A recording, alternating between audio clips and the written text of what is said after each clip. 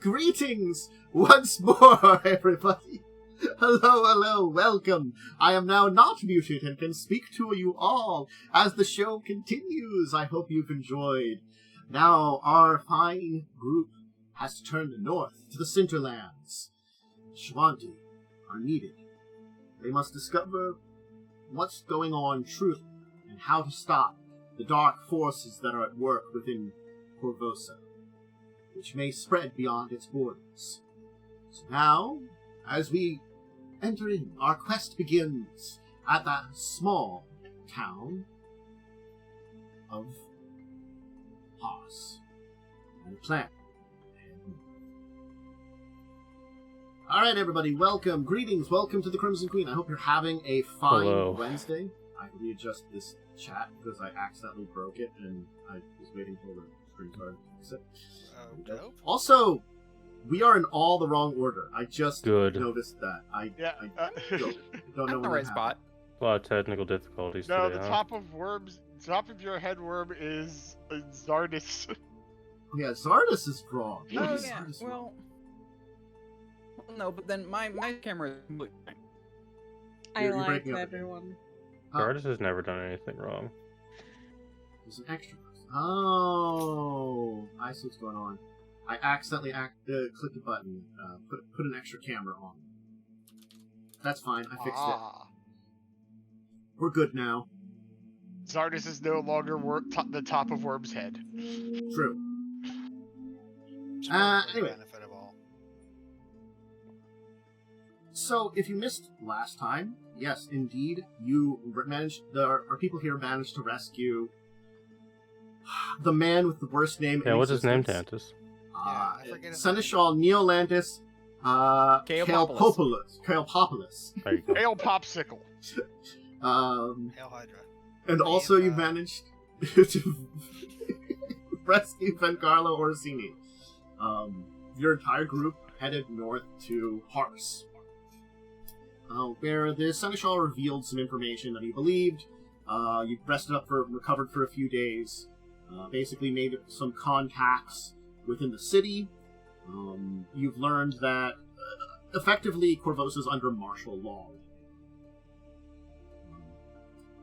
So expected. Mm-hmm. Makes sense. So as you're getting ready to depart, Neolandis is going to come up to all of you, and you're preparing. I'm sorry that you were unable to gather materials, but you're heading north. It should be your best bet to head to Kaer Mata. You should be able to get some more magical supplies and equipment there, if you need to spend some money. Of course, at this point in time, you're, packing up some horses, and this is, Jocelyn Adriel, the man you kind of had met previously, has given you each a light horse and some supplies. Enough for hopefully these horses don't harass. I'm gonna ignore that one.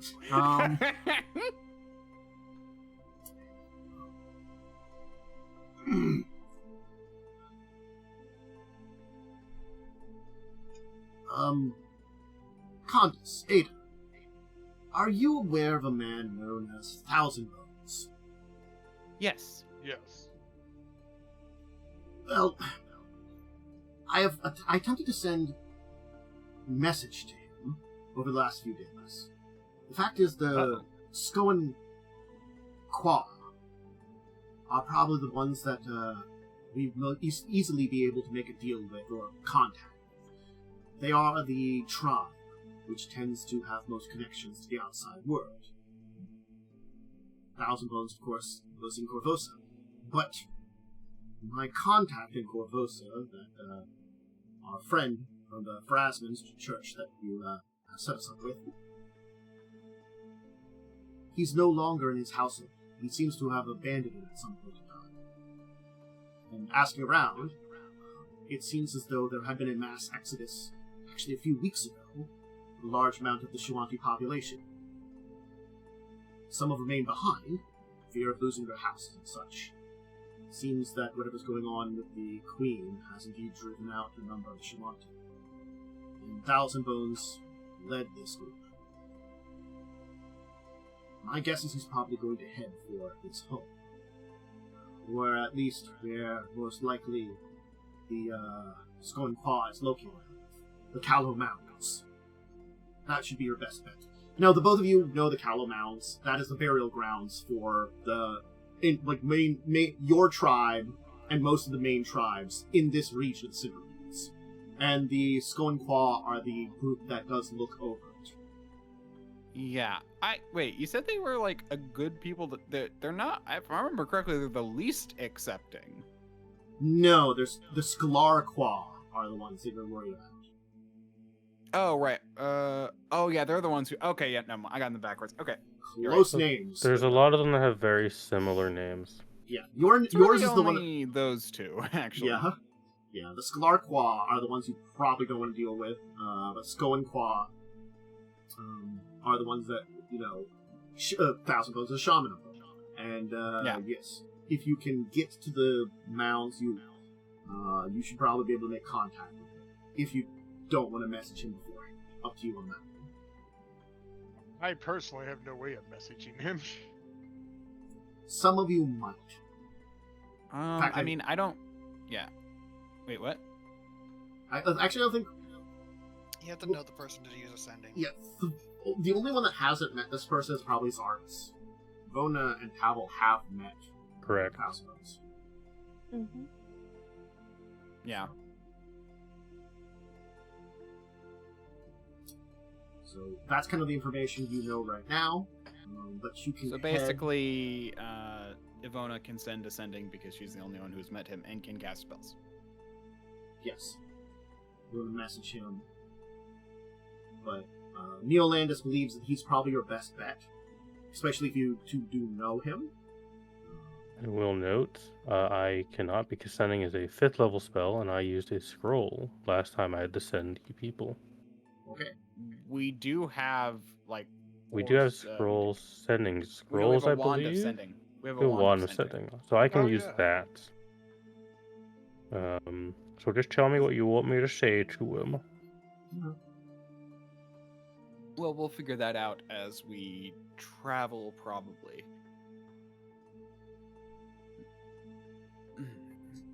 Who are you talking to right now again? This is Neolandis. Okay. As basically you're packing up, getting ready to leave, he's basically talking to you. Yeah. He was already sending you north, but he's like, hey, look, I looked into some things. Here's where you probably want to go first. I tried to get some help from some contacts, and he's going to be like, though this is unfortunate for these people, this might be fortuitous for us. Having someone that you can communicate with might be a great way to, at the very least, find a reasonable introduction at the Callow Mounds. Yes. Yes.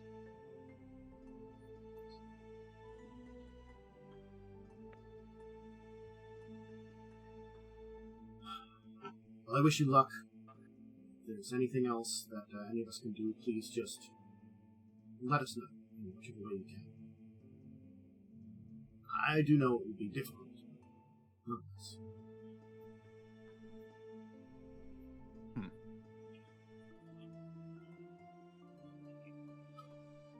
Will do. Of course, everybody will give their farewells, including Vencarlo and everybody here. And you will be basically able to start heading north through Karamaga. The road is a fairly simple, well-traveled one. It's not a difficult journey. I'm not going to have you worry about any kind of major encounters or anything. This is not necessarily the safest area, but there are nothing that would kind of be a threat. There's not really anything that would be a threat to your characters. Should I say. Oh no, a dire bear. Yeah. That was one round of combat. Let's go. It's basically... It might take 2. Effectively, you're probably not going to have to worry about it. Might get some lucky crits, Yeah. Might. So, Oh no, a goblin camp. Some goblins. Now that actually could be dangerous. Yeah, goblins are weird. Anyway, the journey is to Karamaga is again not a difficult one. It will take a few days, even on horseback. The horses do make it a very quick and easy journey. And you have plenty of supplies to camp out here or across the road. And honestly speaking, from Hars up towards Karamaga, it's a trade route. You're taking this trade route that would go from Korvosa to Karamaga. There is a well-used road, so certainly speaking, plenty of places to kind of camp out to the sides. Yeah, and if need be, I'm assuming it crosses through Abekin, or is there another crossing? Abkin? And we could also run into You other probably travelers you on the probably road cross if we needed to at trade, for sure. Abekin. Probably there's a crossing around Abekin. So you pass through the small town of Abekin. It's not a large town, much smaller than Hars even. Probably like a river town that sends supplies down the river, some over by land, that kind of thing. Yeah. Just But- curious. Yeah, no, it's a good question. But eventually you will reach Karamaga, and Karamaga is a interesting, massive fortress up on the cliff. It's a very impressive place, very well defended, but certainly allowing plenty of people in. Kind of an interesting. Just looking at a map. Yeah, Interesting. Oh, okay, it's more situated higher up on the cliff. It looks like. It's like at the top of the cliff. Yeah. But it has ways of getting up the cliff. It like controls the lifts and stuff in there. So there's like Okay. waterfalls that are going down over the side of the cliffs at this point Yep. in time, and Yeah. you would use Looking their at a map. lifts to kind of move up there. And certainly speaking, yes, it's not generally. You do have to pass through it, but fortunately, it's not too difficult. There are no major conflicts. You're not an armed military force. You're not threatening anything. And honestly speaking, you're just passing through. So you can spend some time there.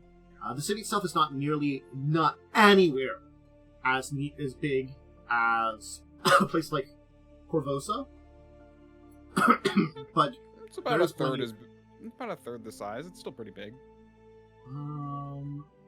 Maybe. Yeah. Actually, maybe not. no, Korvosa No. is around 40. It's probably about the size of half of the old Korvosan island. Yeah, it's like Korvosa. Generally speaking, it probably now it's maybe half the population. I would say, just because you've lost a lot of people over the last. There was a couple of years. There was a plague, and a few other Unrest. things. Yeah, so probably a lot of people have died. You've lost some inhabitants. It might have driven that closer. But... It's just a little pluggy. It's still good. It's still good. Mhm. Just by It's just a little revolution. It's still good. It's still good. Generally It's just speaking, a- Karamaga is also a very chaotic place because it's just a bunch of various people that kind of work together to kind of protect their little fortress on the edge here. They're basically this weird point of outcasts between the people of the south and probably outcasts of the people of the north that kind of like have built something here that kind of works. It's controlled anarchy to a good degree. But nonetheless, there are plenty of things that come in here. What would be a black market in any other city is just a market here, honestly. So, That's handy. yeah, plenty of magic items and stuff pass through. Certainly. And you'll be able to get your supplies. After which, you will be able to set out and continue north on your quest to head to, of course, I'm assuming the location that was given to you, the Callow Mounds. Unless there's somewhere else you would like to go. I do not mean, think there's anywhere else you need to go. Callow I mean, Mounds. we could detour by home, but or not. I Your don't home want to do that. is pretty far away from here. Yeah. Yeah. That's why I said detour. I didn't say it. I don't want to do that. You might end up going close to there anyways, depending. Because if I kind of, yeah, because I kind of figured my home was closer to the Wyvern Mountains, which is the opposite direction. Yeah. I would have to check exactly where the Luring Qua are. Oh, they're all over the Cinderlands. So basically, there are a bunch of smaller tribes that basically dot the Cinderlands, and they move around a lot. So I'd have to like most be are, like, well, what? all the pretty much main clans are fairly nomadic. The Skoan Qua are like semi-nomadic because they'll basically they like groups of them will come in and take turns. Basically looking after the tallow mounds, and then after like a certain period of time, they'll like trade off when some new people show up. They'll be like, "Oh, hey, cool. Okay, your job now. I'm gonna go nomad over this way," and they just kind of do that constantly. So it's but out of the three that are in this area, they're the most nomadic. That's the thing. Out of the three, there are some the ones that are more in Western Varisia are also quite nomadic. But as far as the three that are over here, which is the Sun, Bone, and Sun, Skull, and Moon. Around here, the Moon, the Luring Qua, is the most nomadic. They're basically always wandering. Because they take up the main part of the Cinderland, which is very dangerous, and you have to move around a lot. Yep. So anyway, I mean, we could end up running into our clan, but I'm not exactly welcome, so I'm not exactly looking to do that. Maybe if we have some time, I can stop by myself. We'll see. Eventually, I'd like to go home, but after the incident, it's kind of difficult. No way to make amends without facing it. So, you'll be journeying, and you'll get to an area heading east from Termaga, where you want to camp for the night. And you will... Everybody give me perception checks. We'll just do this. Well, just to get some input from everybody.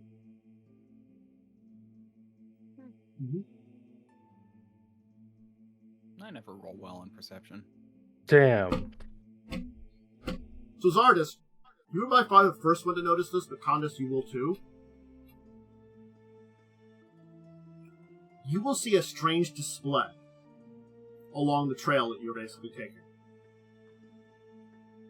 It appears to be a rotting head, mounted on a sharp wooden pole. The other end of that pole, which is jammed into the cleft between two rocks. So it's kind of like almost like a head hanging on like a flagpole, and bright red crossbow bolts that are driven into the head's eyes. I will point it out and say that doesn't look good. So the two of you who are Shoanti will recognize this. Anybody else can roll a knowledge local check. Ivona will have heard about this. So this is a totem of the Cinderlander. Cinderlander is a semi-mythical figure that hunts down wandering Shoanti who are on their own and slaughters them in the wilds. It's this mysterious figure that has stalked the Shoanti for many, many years now. He always goes after large... legend says he goes after lone hunters and uses a strange screaming crossbow with these red bolts. Huh. You might want to keep eyes open. Ivona, you'd probably know about this part of it because those two have a different Qua. But you know the Skoan Qua. Believe that this is some kind of ghost of a Korvosan general who stalks this land and plans to slay Shoanti until he slays the number equal to the number of friends and families that the Shoanti took from him. And again, whether that's true or not, that is the story that they tell. I'm getting flashbacks to some kind of pirate ghost ship that we had to deal with that had basically the same story. So it's a ship or a hunter, I guess. So this totem is in the woods or on the city wall? So it's next to like the trail. You were on the trail, you left already and were heading for there, so this is like you went to camp for the night and you noticed it like near the trail that you were leading on, kind of like... This is after we left Karamaka. Yes, this is after you left Karamaka. I said, like, you just had to leave. We're camping in the Cinderlands. There wasn't really anything you free to do there in Karamaka, unless you really wanted to just spend some time there. I mean, we do need to sell stuff, so I assume we'd spend a day. You could have just done that. That doesn't really do played out. Yeah. I know, I'm just saying, yeah, okay, but... Yeah. I assumed that any shopping or selling was just over real fast. Yeah. I mean, we still need to do that as far as bookkeeping goes, but we can assume we did it at that point. Bookkeeping could be done later on, too. Well, the Shoanti are always a welcoming people. Okay, so I'm gonna get up and go inspect it, because I'm curious, is it physical? Is it yes, it's the head of a Shoanti man, jammed on a stick, and the stick is like jammed between two rocks to kind of flag it up, and then red crossbow bolts have been jammed into his eyes. You will know that this is just basically the way that this is done is kind of like a threat that those that are slain by the Cinderlander are robbed of their ability to find their way to the afterlife. Okay. That's the point of this defacement. It's like, this person's soul will not find their way to the proper afterlife for his. Okay. I mean, like, it's probably in your culture horribly cursed, the idea of it, even though it might not be cursed, kind of thing. Yeah. A story scare children kind of thing that passed on to you. One of those stories of like, hey, don't go out in the woods by yourself. Yeah. Yeah. I think we should take shifts. Keep eye out. Bad omen. Would I know, like, a rite or something to do to potentially, like, help it to the afterlife or something? You would not. Because you, like, because of the Lyran Claw, just like the Scalar Claw, take their dead to the Skoan Claw. Okay. Okay. The Calamounds is where you may have journeyed the Calamounds with someone from the tribe past them. You at least know that that's where the bodies are taken to be interred properly. I'm gonna take the head. Okay. This should go to the Skoan Claw. Going to carry around a head for several days of travel? That will rot. It is already rotting, Mango, and smells very probably terrible. Can we not? I don't think that's bad omen. We should not. We should not play with it. I would prefer this individual find his way to the afterlife as intended, and I think the Skoanqua would know how to handle that. I would prefer not to smell a rotting head for several days of travel. Not to mention, it might attract creatures. I think there's already enough creatures in the head. Is there There's like flies buzzing around it. No, is there a spell to like prevent things from decaying further in this game? Yes, gentle repose. Yeah. I will look at the cleric. You could probably stick it in a bag of holding too. We wouldn't be able to smell it then. Well, that's the thing is I have a handy haversack, which is basically a bag of holding. So I'd be putting it in there at least. You can have your extra-dimensional head. Okay. All right. Just keep it away from me. I think it's bad mojo. I agree, but I'm willing to take the risk to help someone who may be lost. Maybe reason why they lost. What was the thing's called again, by the way? The Cinderlander. The Cinderlander. Yeah, the thing that killed them. Again, like, it's a boogeyman. There's probably something true about it. But honestly speaking, I think the only one that would probably be like, your intelligence-based person, aka Ivona, might be like, there's probably something real about that, but whether or not it is actually some kind of undead or monster is hard to say. Considering I was kicked out at my coming of age ceremony, I might still have a little bit of Yeah, about that. It may be I'm real, sure. it may not. We should regardless proceed with caution. These are dangerous lands. Agreed. I'll take first shift if you want. What message are you sending to Thousand Bones? Because I Yeah. assume as you're approaching... Yeah, I mean, we it would is- have done it's that, still- I yes, think, well- before we left Kermaga, but... Yeah, it's about a 50-mile journey to the east of Karamaga to get to the Calamans. So it's still a few days' journey. I mean, Let's do the age-old counting thing. I mean, Actually, wait, how much would it cost you to add sending to your spell list? I can't add it from a wand. yeah, you have Oh, to you're add right. the scroll. You have to have a scroll. You're right. Yeah. I mean, we can keep it short and simple. We're in the Cinderlands. We need to talk. Can we meet up with you?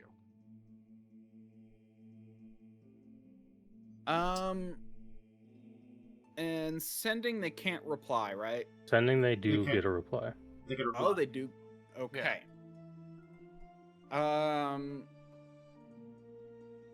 We're in the Cinderlands, and they know who it's coming from. They do. They have briefly met me. Well, Yes. no. I'm saying they will know. Like it's from Ivara. Where did I meet her? Oh, yeah, it was with them. You know, like. They'll get an idea of Thousand who it's Bones from. probably knows about your friends and stuff because probably in the time you Yes. spent with him, you Well, said yeah. did stories and I shared I stuff. spent a lot of time with him, so I think. No. you know, No. My point is that the sending spell allows the person to know who's sending it to them. That's what I'm asking. Yes. Okay. Just want to make sure that using things like I and we is understandable and not, Yes, you generally get an idea of who you're getting the message from. It's not just Okay. like a holy crap, what's that coming from? Like I guess, depending on how much you know who the actual person is too. Like if you met them, If they once, can it's recognize, probably- if they can recognize you, they know it's you. Yeah, I mean, Yeah. okay, we could say our group needs to Like, meet you with could- you. probably sending a person you might know more than them, and they Yes. might be confused. But in this case, this is not. Yeah, we could say our Yeah. group needs to meet with you. We're in the Cinderlands. Yeah, we are in the Cinderlands. We need to talk. We plan to travel to, we Karamaga? plan to travel to, no, not Karamaga. No. We already passed that. The Calamans. Calamounts, thank you. That's what I was trying to think of. Sorry. Does it say how many? No, that's the characters, not. So 1, 2, 3, 4, 5, 6, 7, 8, 9, 10, 11, 12, 13, 14, 15, 16.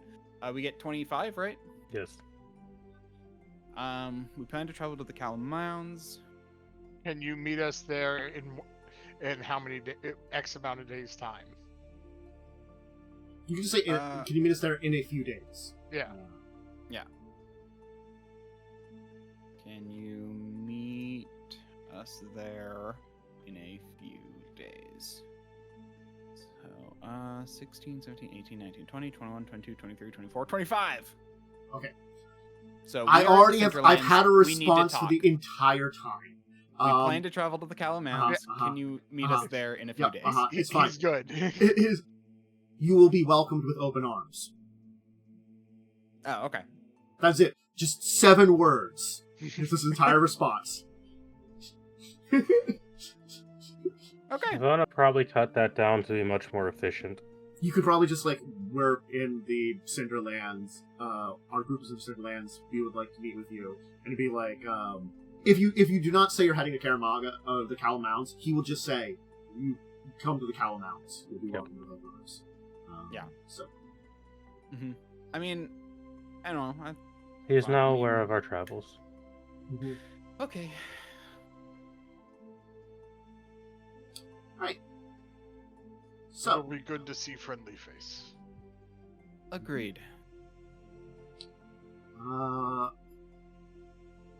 So, you do know that, especially the two of you, have and the people you travel with will definitely be treated a certain way. Because knowing that we bring our dead here means I've probably been here like once or twice before. Yeah, but one of you is technically in exile, and the other chose to leave their qua. Yes. So Well, there are it's been usually less than a year for me. It has been less than a year, but still, nonetheless, you both would probably be aware that just like your friends, you are probably going to be treated as Shemek Outlanders. Okay. I'll put that word into Kies, Shemek.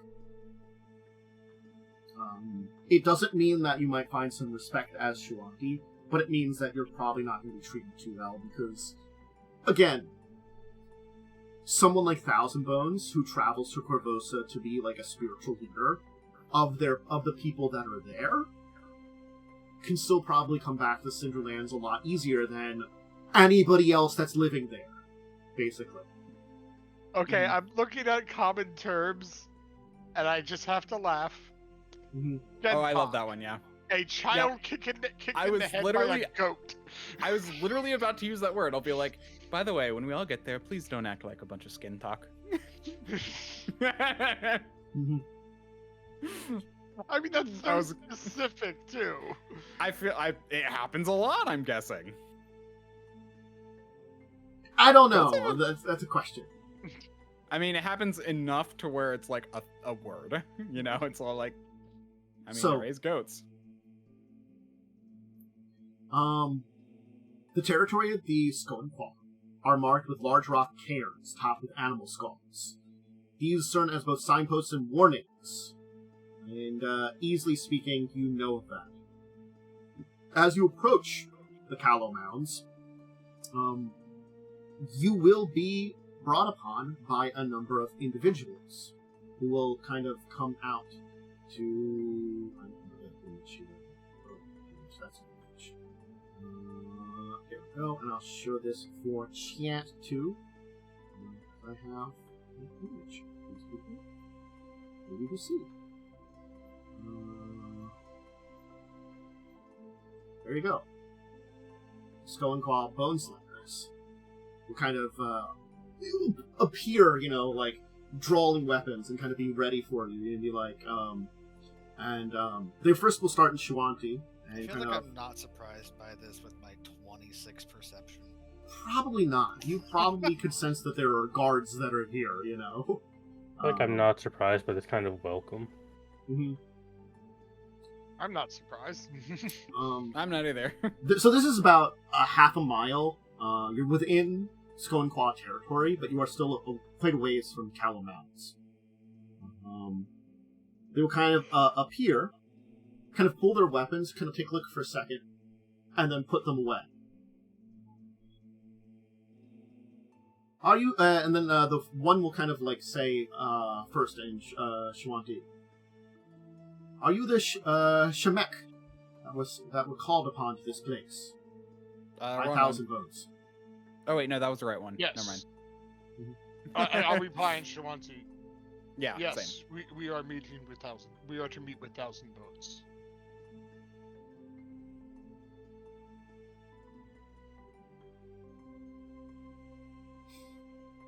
We are expected. Very well. Again. Yes. You are. Come. The person will then switch to the Paladin, the common tongue, and be like, I will, for your Shemek brethren, Shemek companions. Comrades? No, yeah. I will speak the tongue that you would understand. I'm sure they'll appreciate. So the cairn mounds are collections of hundreds of cairns. And this place has been used for the last probably 300 years or more as burial site for all Cinderlands Shoanti tribes. All the three main ones in the Cinderlands. Because most of your three tribes are the ones that focus on the Cinderlands. The other tribes are usually outside the Cinderlands and parts of Varisian. So, yep. There's certainly a good deal of Skull and Claw here, Shoanti, going about their daily business. Approaching you, and approaching these warriors, first off, will be a quite gaunt man who kind of like look you over, and as he kind of approaches, and I will give you a sight of him too, so you can see what this man looks like. Go, and there we go. And he will kind of like look you over. Welcome.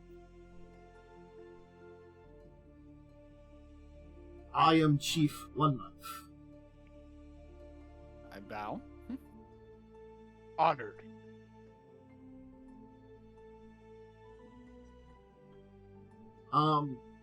You will notice that he's accompanied by an elderly woman, and certainly some of you will notice, probably those of you with high perception, there is a creature that seems to kind of like be sitting on top of the mounds nearby, watching over things.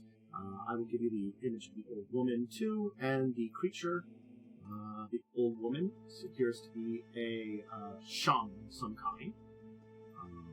She does not give her name at this time. Probably will pick it up later. There you go. Old shaman woman. And the That's fine. I don't give her my name either. And the creature will be that's paper here. That. Interesting. Mm-hmm. Is it something native to here? Would you can tell the creature. Ada Like, and I the picture recognize of this creature isn't quite accurate because this one has wings, but you can see this thing has lost one of its wings. Okay. Battle hardened. Yes. It is a magical beast. If anybody has Arcana, I believe. I technically do. Looks at my 24. I can, try and assist Ivona. Is it a... I just barely assist you. Apparently, I might as well assist. Is as it well. indeed a magical beast? Yes, so it's Arcana check. Yeah, I don't have any Arcana. So I That cannot is assist. above a 40. It's a Dragonin. A lion-like creature with scales of a brass dragon. Neat. Yeah. So they are an intelligent magical creature, but they tend to be very animal. You know, they are creatures that just live normally in nature, but this one seems to just be kind of hanging out here.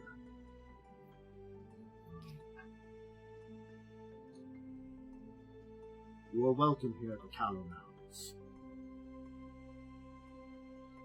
And as you he kind of gives you welcome, then approaching from elsewhere will be a familiar face.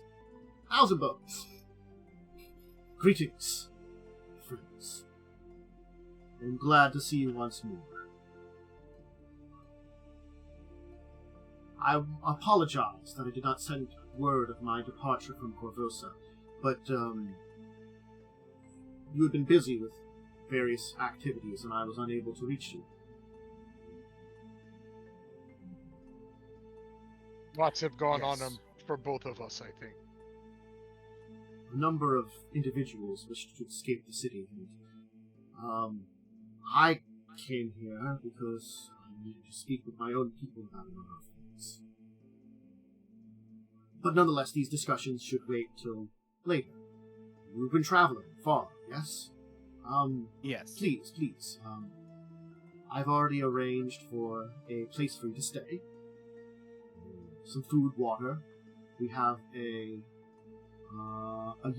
yurt that you can use while you are here. Thank you, cousin. Thank you very much.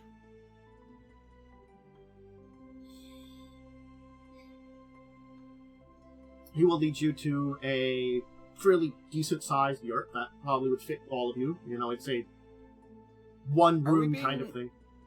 Are we being followed by One Life and Ash Dancer or not? No. Okay. They basically gave you greetings as you arrived, and then left you. Well, as we're walking, then I probably will talk a little bit. Have you heard of? Leave all your discussions for me. Now is not the time. This evening, during the Bone Council fire, we can discuss everything while you're here.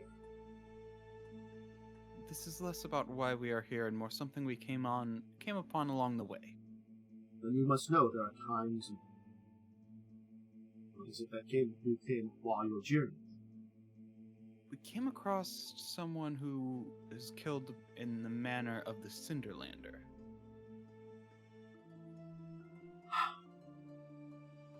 Bring it up once more.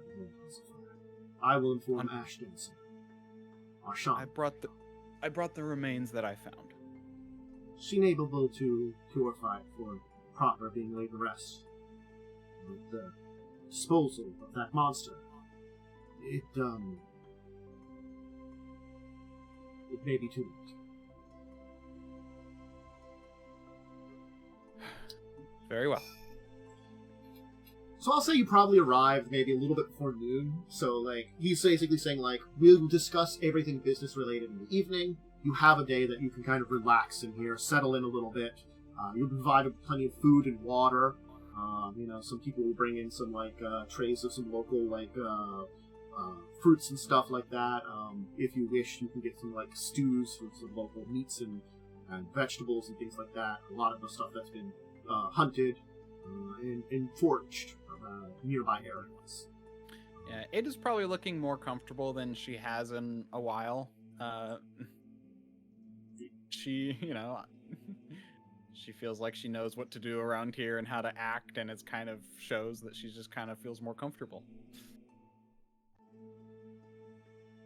I'm probably a little like on edge just because outcast. Yeah. You're I mean, wary. with Six Bones I'm fine. It's just when Six Bones isn't around, it's like You mean 1,000 Bones? Or why did I say six? Man, he took away so many of his bones. Six Bones is the character in the Sunday game. Yeah, I don't. Yeah. Just took away all that man's bones. Certainly speaking, though, like, you are in a position where, like, the guest yurt is, like, in this main, like, area. So there's a lot of other yurts in the area. You kind of got access to the full, like, center, bleeding heart of this area. Of the mountains and stuff like that. As the Shoanti people go about their business, tending to various things.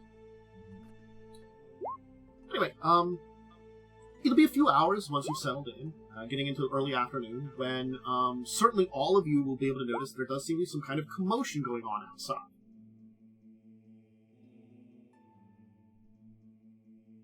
I'll stick my head out the yurt. Mm-hmm. There seems to be some form of arrival. You can't really get a good sight of it from here. You probably have to leave the yurt in order to see. Arrival, you said? Arrival. Okay. A group seems to be arriving. Yeah. I just wasn't sure if you said a rival or arrival, and so I got that now. I mean, like, do you have a rival right now that you would, like, know? The Queen, maybe? Well, my rival would probably be,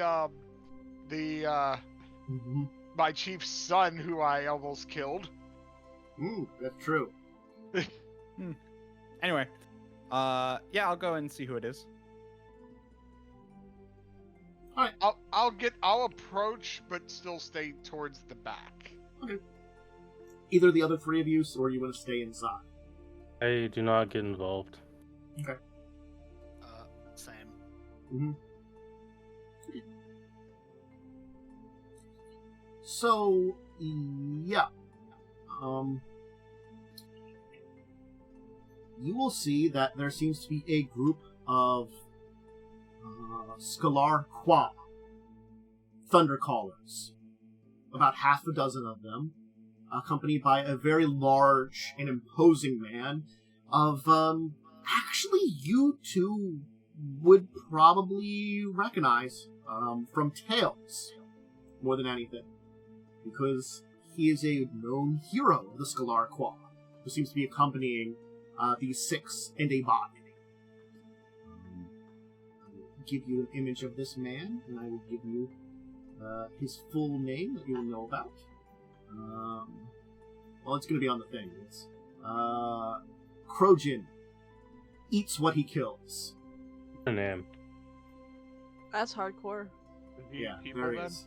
Is he a cannibal? I mean, he kills people. I don't think he tries to. Like, if you want to get killed by him, he needs you. Or he looks pretty Does that mean skinny, he so it eats doesn't what he look like he breaks, eats too? much. Like, if he breaks something, he has to eat it? Yeah. Breaking's not killing, it's technically... What if it's an animated object? I don't know. Are you an animated object? No. Then you don't know. I don't know if he's actually killed an animated object. You could ask him yourself,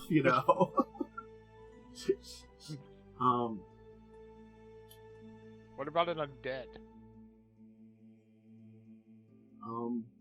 He will kind of like basically be greet members of the Shoanti here at the Skonqua, seemingly traveling to inter someone. But he will also kind of like, you notice that he would kind of take a look and kind of glance over towards you, Ada, and the guest you're behind you.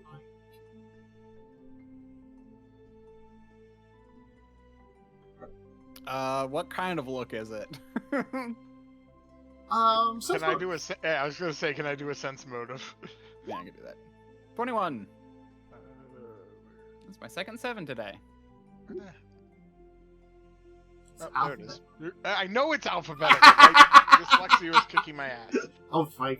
I'll accept that. It's kind of like you sense there's an inquisitiveness to, like, he's looking like kind of like, just for like a moment before he goes back to kind of like talk. And certainly you can't really like hear necessarily what he's saying, but he does seem to be kind of like, what's the way? Gesturing? No. You get the sense that he most likely is here out of obligation rather than actually wanting to, like, do this job. Gotcha. He's like, others could probably deliver this corpse, I didn't need to, that kind of thing. Yeah. But I was asked to. After which they finish their initial meeting, which the body will be moved to be interred. The other Thundercallers will accompany the body, and Krojin will kind of quickly storm off for a moment before, and everything will seemingly quiet down a little bit.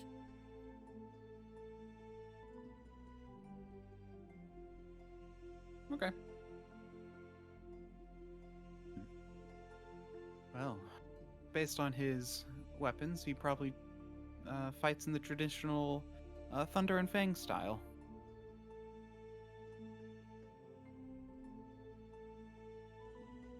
Agreed.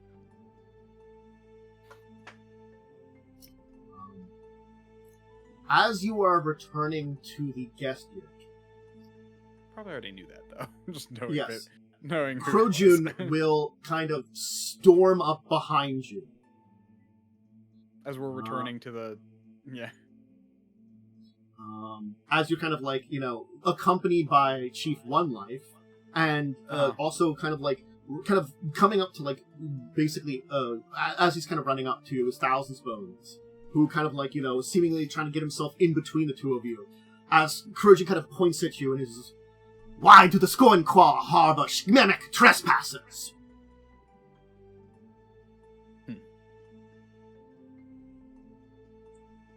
Like the chief, like One Life is kind of like doesn't really have a quick answer. 1,000 Bones is the first one to kind of respond as he's kind of put himself there, like, "Tell me, Krojin, when did the Skonqua become judges of who trespasses upon the Callow Mounds, where the ashes of our fathers lie?"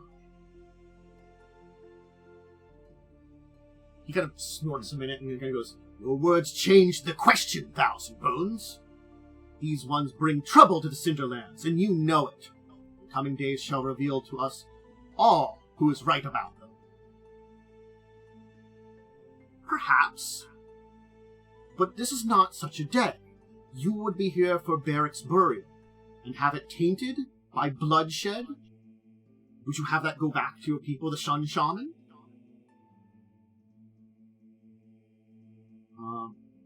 Krojan actually pauses for a second.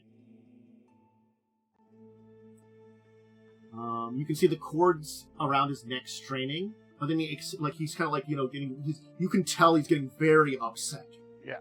But then he kind of like, exhales. I'm getting a glare on my face, like I'm kind of glaring at him, and then kind of grins. "You misunderstand me. My grief has wounded my words. But to see that no Shemek defiles our memories here..." He kind of actually pulls a leather loop from one of his packs. "Certainly, though, guests of Skoenqua must be brave to come this far. You wouldn't mind if I tested their courage of your guests, would you?" So you will both recognize that this is a leather loop that's a prop for a Shoanti game known as Srenda. Or Serena. It's God. I'm gonna put it into a thing here, and it is SR. SRNDNA. Srenda. Yeah. Sredna.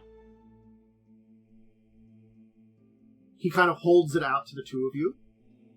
Well, perhaps one of you, he's going to kind of like look, because he can kind of see like the yurts kind of open and kind of see there's other people. One of your others would take up the challenge. I will gladly take challenge. I'll step forward as well. I'll step forward, yeah. Pleasure. It'd be a pleasure. Both of you will know it is a strength-based thing, so, like, which one of you wants to challenge him? Basically, it's one. It's a 1v1.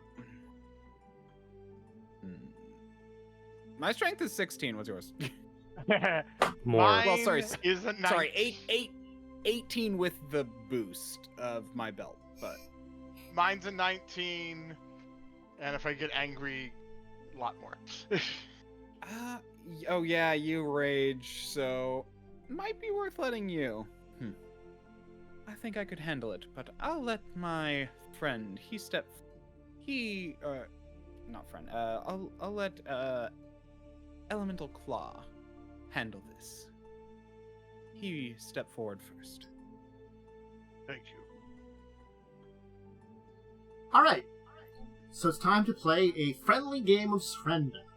As I purposefully use your, given name. Yeah. And that's fine. I've accepted it since, with Thousand Bones, bringing me under his wing. Yeah. So, Srenda, in this contest, two contestants face one another on their hands and knees, with their foreheads spaced just over a foot apart. Then a leather loop is placed around the competitors' heads like a headband, so that the contestants are bound to one another. The game begins with each contestant staring at each other in the eyes while slowly attempting to crawl backwards.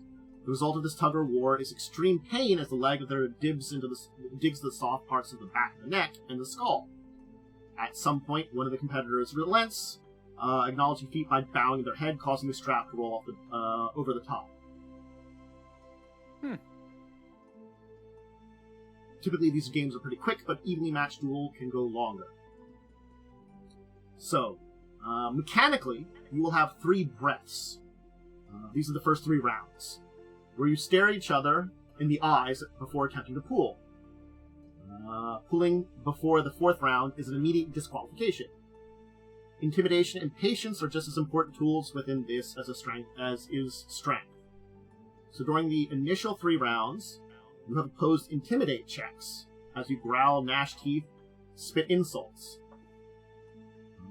which you can kind of get advantages in the game, basically, at that point in time. On the 4th round, we'll roll initiative and figure out what you do in an order, and you will have the option of tugging or digging in at that point in time.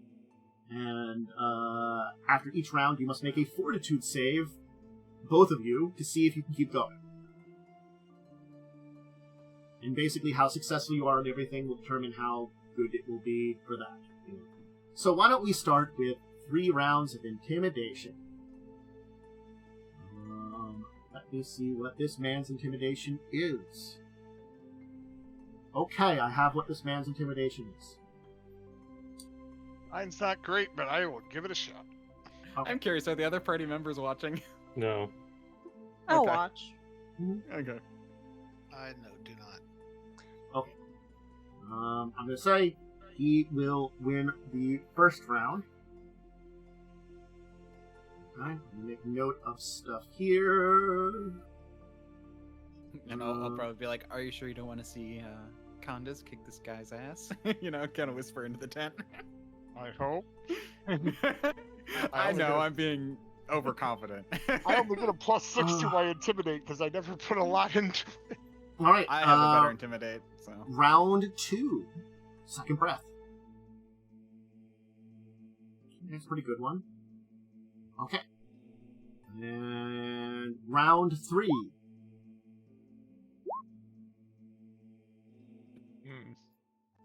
Okay. Oh. I will tell you, he won all 3 rounds. Not gonna Jesus lie. Christ. Just plus. It's 17. Oh, I'm as intimidating as this guy. Unless I rolled a 20, there was no way in hell I'd beat him. All right. I have a I get plus 11, +6. so I definitely had a chance. I would have had a chance. I'm just going to pull a token out here of some dude. We'll use this assassin token. As I'll throw up this, not that thing. The turn. That's not the turn order. That's turn order. And now roll initiative.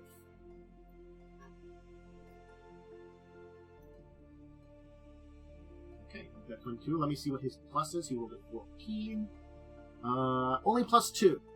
So you will have the option right now. I will tell you what the 2 differences is. If you dig in, you basically give a bonus to your strength check to resist the next tug. Okay. If you tug,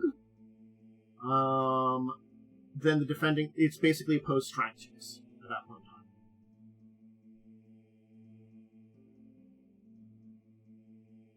I am going to get angry.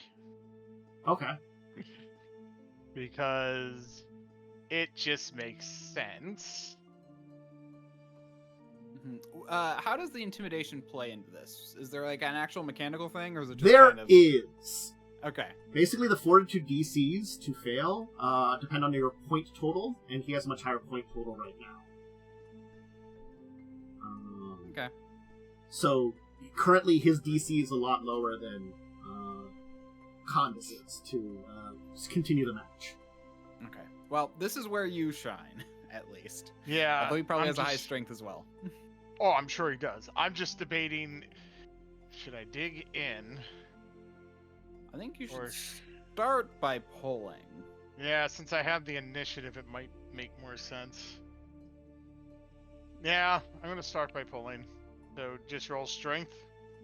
Yes. Well, Stat rolls. I am not rolling great. Alright, let me see. He's just going to roll a strength. I mean, you rolled fine. You rolled fine on the first part. It just didn't matter. Yeah, I rolled a 10 this time though. Yeah. That sucks. I don't think I'm gonna win this thing. Okay. So, I have to check something here, because seeing you rage, he will do the same. Oh, he's a Wait, barbarian. I'm stupid. I should have enlarged myself. I forgot to. No, you might not. That, physically, I don't think that- you could have. that might have Yeah, also been that might considered have- cheating. Yeah, and that might have snapped the. Yeah, the band. Yeah. Yeah. Okay. That might have snapped the band. Okay. So that would be his number now. I'm just gonna make a note of that so I remember. I'm not gonna win this thing. All right. I guess he will do the same and tug. So strength again. Strength needs. Ah! Well, he will once again claim a victory at the tug. Alright. Make He a has fortitude higher save. strength than I do, too.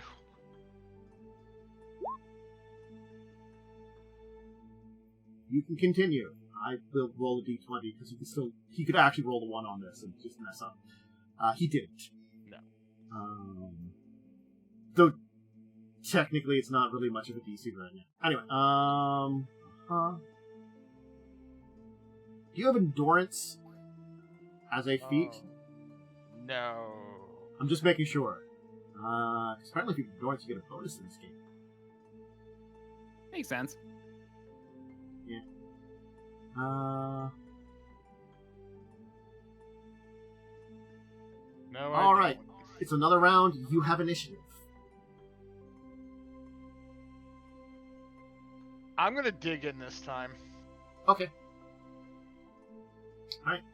Well, he will tug then. So I get, what, a +2? You get a +4. Or +4. Ooh, good. I'm going to roll his check here. He rolled very well, though. And I rolled a fucking 1. Okay. Another fortitude save for this round. The dice are not freaking with me. How much does it go up by each time he... Well, that's a 20. Yeah. Did you see what I rolled? A He rolled a 1 1. on his fortitude. Oh! Yes! I won! Let me just see here. He still might beat it if this is one of those things where it doesn't... Where ones No, don't it's a automatically saving fail. throw. One is an one's automatic fail. on a He saving loses. throw. Gets fucked. He loses. I was kicking your ass. Man, was he just just like fucking oh, eat shit all he He the was just- time. he was pulling so hard, it he hurt him too much. overexerted. He did Yeah. overexert. This Like, dude just pulled his lower back and just like he falls. basically was struggling at you. You were struggling against him, but then he does this thing where he does a movement with his neck, and he doesn't realize that he really he something it's like an old scar on the side of his neck or something. He just strains something that's from an old scar. He's like, ugh! And it's not even that he you actually defeated him. He just kind of slips and falls forward, and that's enough, which counts. It's sort of it was just a mistake on his end on the entire way of it. Which he kind of as he kind of does that, he'll kind of roar massively, as then he'll kind of scream, and then he'll kind of stop for a second, kind of breathe heavily, and then kind of dust himself off for a second. Pull like an auroch, damn in heat, little smack.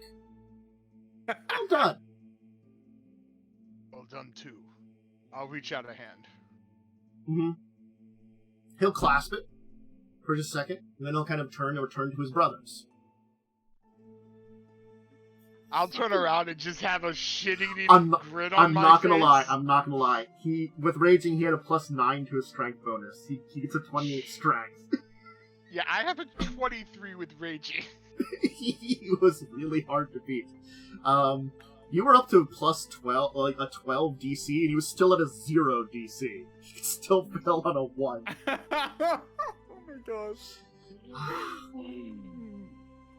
I mean, what was your bonus to fortitude? 13. His was 14, so you're pretty evenly matched on that one. Yeah. He just got the momentum, man. I was just reading a book, chilling. Yeah. While this shit's going on. All right. I kind of do the bro hug kind of thing to you. Yeah, I give you a hug back. Give you a pat on the back. Good job. That was not easy. Your neck probably really hurts. Yeah, you were straining against that. Oh yeah. It is very obvious that he made a mistake that made you win. At that point. Yeah. But again, he's the man that would respect even if he makes a mistake, he has to respect it. Yep. I'll tell you, you do know his. You will know his story.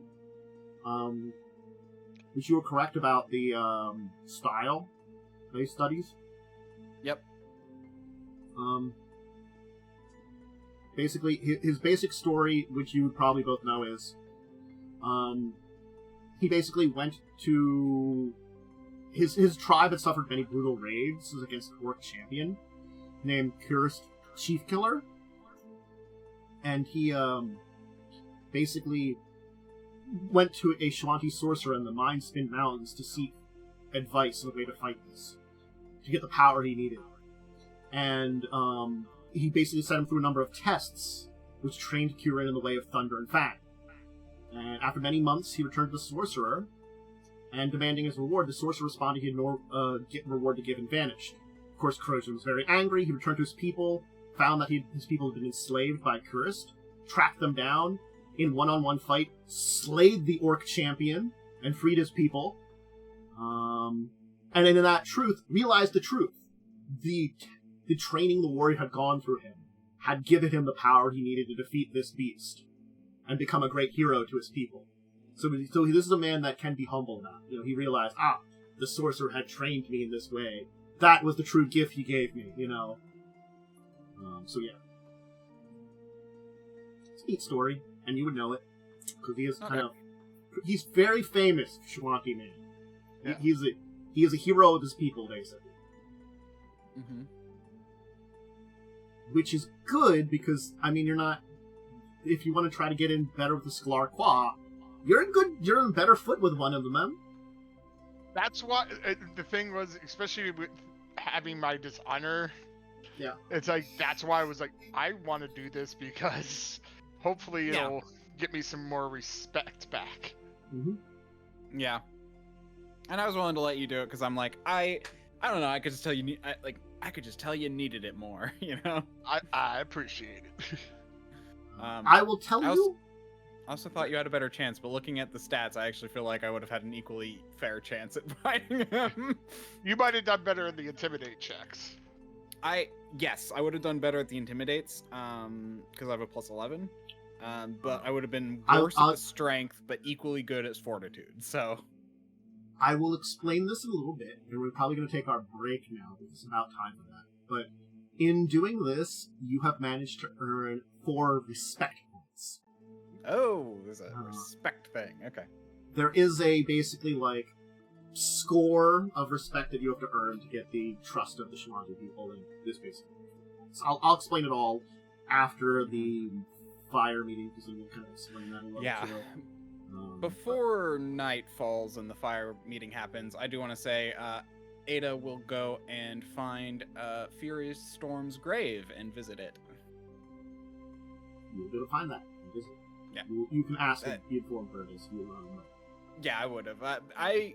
Honestly, I don't think my character actually attended it. I think I left before. Mm-hmm. So, yeah. So, yeah. But just so you know, there's a certain point in time where if you earn enough respect, you can basically... You could probably travel to any of the tribes and, generally speaking, be able to speak with them. You know? And your friends here in the Skoan Qua are basically trying to assist you in little ways in order to earn that respect. But you right now have 6. You started at 2, because each Shoanti PC gives you 1. Nice. Because though you might be a little bit more outsider since you've gone to live with everybody else, the people in the city, you still are Shoanti. So it doesn't give you so you've got a good head start. And we'll take our break. If you need a snack, drink, or bathroom break, go ahead and do them, and we'll be back in a little bit. Okay. Not changing. It's fine. He got something going. Anyway, Momo had to bow out just because they, had a new job in the morning. So yeah. So I'm not gonna just first day at a new job tomorrow. That's a big thing. Yeah. So getting some sleep, just make sure they're good. Anyway, so you can all head to the Bone Council Fire. Basically, in the center of the camp, It'll be kind of get into the evening, and the majority of the other Skull and Claw have retired to their tents. Respect for this. Mm-hmm. So, as you kind of have this meeting, yeah. The only people present are Thousand Bones, Chief One Life, like 2 hours before Ada disappears. Ash Dancer, and your group. I totally misheard what you said earlier. I thought you said Bone Council had 5. It's like a Sentai team. The Bone Council 5. There's like an explosion behind them as they like pop up doing an explosion of bones. Sure, as they like do like a pose. Yeah, new Sentai team. So Thousand Bones will begin to address all of you, and as he does, so it's just the 5 of them. No, it's you and the 3 of them. Thousand Bones, sorry. Chief One Life, and Ash Dancer. Okay, sorry, just the 3 of them. Yes, the 3 of them at the Bone Council fire, not 5. Okay, and then you start talking about 5, and then I'm like, wait, there's 5 of them? Because I thought he said Bone Council 5 earlier. I'm like, oh, yep. Fire. Got it. Okay. Anyway, Ash Dancer will kind of sprinkle the fire with this kind of strange herb dust that will, like, these fumes will kind of encapsulate the area of the fire. Your visual blur a little bit, but you'll kind of feel really nice, you know, there's a little bit of ease, you know? In-game effects there's nothing really, but, you know, she's just putting some herbs on the fire. You know? Good stuff,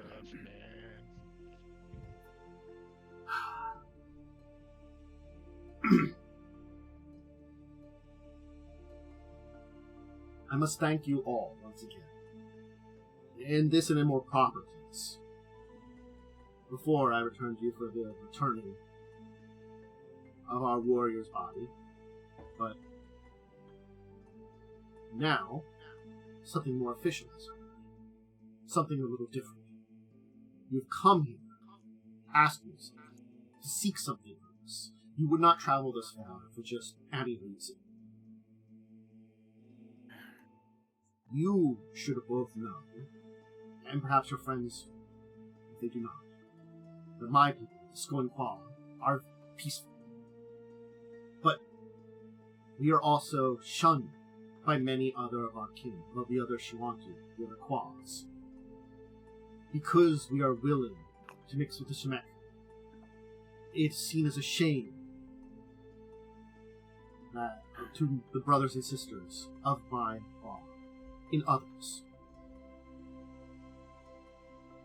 Because they respect the tradition of us guarding and protecting the dead of all the Shoanti, is what keeps open hostility from occurring against us. So when my words came, and the main reason I did leave the city, my warning the Queen and her rise to power, they would not listen. They hear tales of the city in flame, the king dead, disease rampaging against these people, and they see it punishment against their hated enemies. But I can see, and my people can see, that this is a greater threat that's growing in this tournament. Yes. And so now you come to me with concerns, seeking my people, seeking our people to aid you. So what is it that you wish? Because maybe we are at a similar point, where our needs are the same. The Queen wears a relic from the temple. It has possessed her.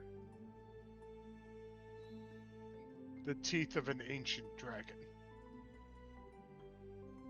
The teeth of... I can't remember the name. Kazavan. Kazavan. Hey, Yeah, I was going about there. I was just looking at my notes. Also known as the Teeth of Midnight Kazavan. Teeth. Yeah. You would also The know that midnight teeth. Yeah. She wears the midnight teeth in her crown.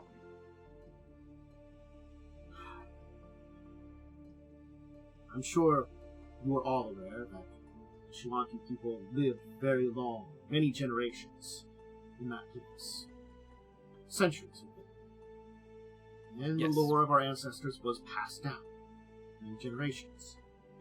Unfortunately, the war with those of Cheliax that drove us here, we lost many. And many of those that we lost that war to the graves. The name Midnight Teeth is unfamiliar to me, but the name you give, Hasval, if it is the source of these teeth, is not entirely so. In ancient traditions, it's the name of a great and ancient evil, and many Shoanti believe that to repeat such a name aloud is to preserve its evil. This, of course, coupled with the death of so many lore keepers, has made the knowledge you seek very rare and very few.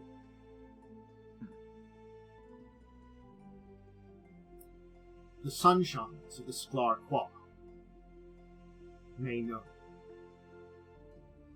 They are the ones that preserve the history of the Shoanti more than any of us,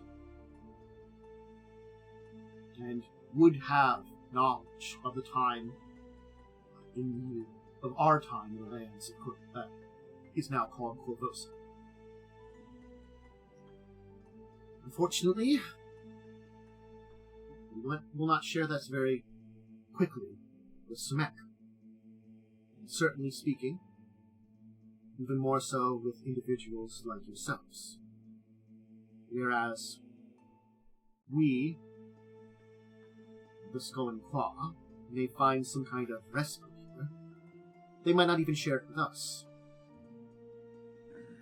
So you must find a way to prove to the Sunshines that you would be worthy to share this knowledge with.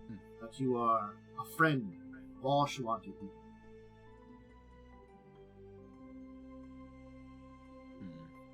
Perhaps that two of you, having been thrown from our people's lands,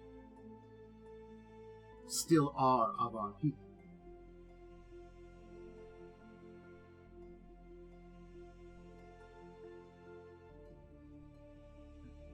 That is part of the reason why I took the challenge today. And yes, I would still consider these people, my home. Yet they might not welcome you with open arms, because you chose to travel to Korvosa. Now, your encounter with Krojan is a great action. You've set the seeds of something. At Tail will not only be from among Krojan, but his people and our people. That you were a great warrior that were willing to not only best him, but you have accepted his challenge honorably. To learn of this Aasimar, his fangs, and all the secrets of it, you must do what you can. You must earn fame. That your names will be speaking as friends of the Shoanti. There are a few things you can do to do this. I can think of a few. I kind of looked at my backpack. I have one idea. Your suggestion for you would seek an enemy like that. That would be difficult. It perhaps would earn respect. But I can think of a few others, too. Any suggestions would be useful. Well, first off... And I'll while I'm thinking of it, I'll pull out the head and hand it over to whoever will take it. Ash Dancer will take it and see what they can do. Okay. Elemental Claw. You've set the seeds for something great, Krojan. Something that may be helpful. An enemy can be made into a friend, but it can be more than that. Your impression on Krojan may allow you to seek something greater. become his Naharist, his honorary civil. Now you would have to continue to... Yeah, I look at Khandes Impress- with a smile. But perhaps you have a step in the right direction for doing such.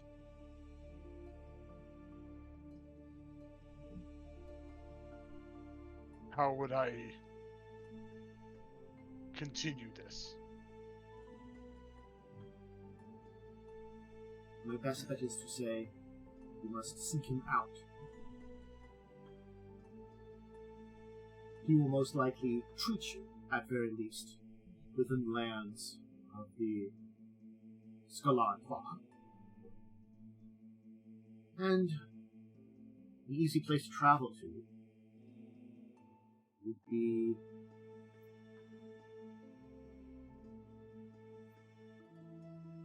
I have to get the name of this place, sorry. Flameford. You travel to Flameford, though. There's another thing you could do there. Something that also might help on this quest. A little way to impress not only Trojan, but the Sklar Qua. You can take the trial of the totem. Do I know anything about the trial of the totem? I can give you a local if you want. Sure.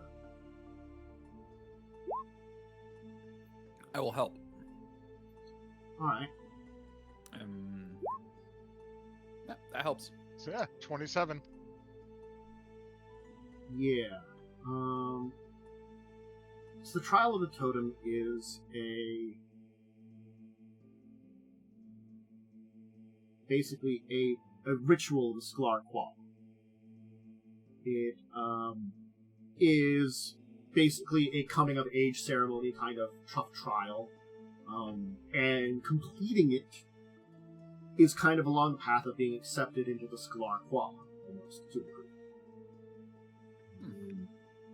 You probably wouldn't get the full "you're accepted," but certainly speaking, it is a gesture as if you could be.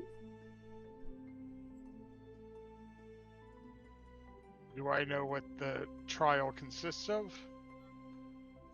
Not a lot of it. You probably know some details. I would have to look at all the details on it, but I'm generally saying you generally know it's a very physical kind of thing, and there's a lot of levels to it. But yes, it's a complex initiation ritual. I would not shy away from such thing. There are two other things I can think of that may be of assistance to you. Well, maybe a third. It came to mind when you suggested hunting. The other two are, of course, you can seek the Truth Speaker's endorsement. I'm sure you are aware, as you are Lurin Qua, of the only living Truth Speaker, Akron, who is of your people.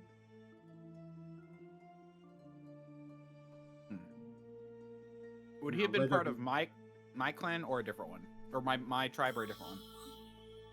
I will say probably you may have heard of him, but you would probably be unaware. Just like 1,000 of those would be like, I'm unaware if he still lives. Oh, as far as I know, he does. But again, you probably are the same. You know he was a member of the Lurin Qua. Yeah. And Truth Speakers are one who has lived many lives without lie, and who achieved the gift of speaking only truths after decades spent in chastity, self-control, and introspection. They're kind of like a monk. Kind of like a ritualistic monk, kind of thing. Yeah. It's special. And of course, if you get the Truth Speaker on your side, you would be seen as being earnest and true also. And that is connected to both of you, since you're Lurin Qua. Right. Yep. The other is to, well, seek the Thrall Keeper's mark. The Thrall Keeper.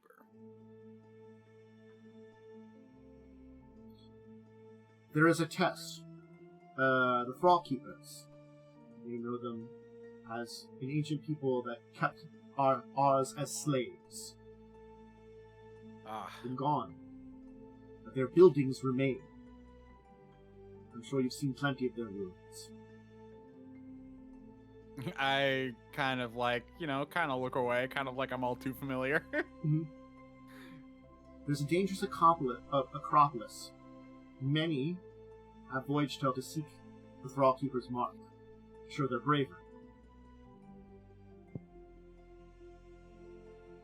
The Acropolis of the Thrall Keepers. If you would go there and be able to confirm that you have claimed the mark, this would be a way of showing it. Now, certainly hunting enemies of the Shoanti, and is a way to prove yourself. A trophy like the Cinderlander would be great, but it made me think of yet another possible way.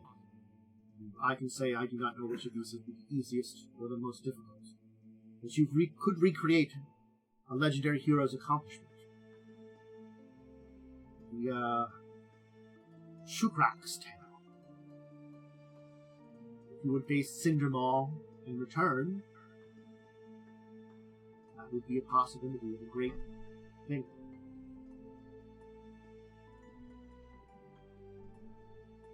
Would I have heard of Cindermaw? Sure. It's a horrible monster that kills people. Okay, that's native to the Cinderlands. Got it. Yeah, ancient legend. You know, Makes sense. The tale of Skurax. I'll just kind of summarize it a little bit here. He was accused of basically killing his brother, and he fled his tribe. And on his way out, he said he would be born again. And to do this, he went to the killing grounds of Cindermaw, the Clan Eater. It's got a great name there. And he walked up to the beast carrying only a dagger. He dove into the beast's mouth and then cut his way out. And returned to the clan, claimed that he was reborn. And has left all his misdeeds behind in the cleansing fire of Cindermaw's belly. The Sun Shamans accepted this, and him as a outsider, basically his crimes were never spoken of again. So, yeah, he fought a monster, dove into its belly, cut his way out, and escaped, and came back home. And that's the legend that you could try to recreate. I prefer not to get eaten. It's an option. I mean, I could grow in its belly.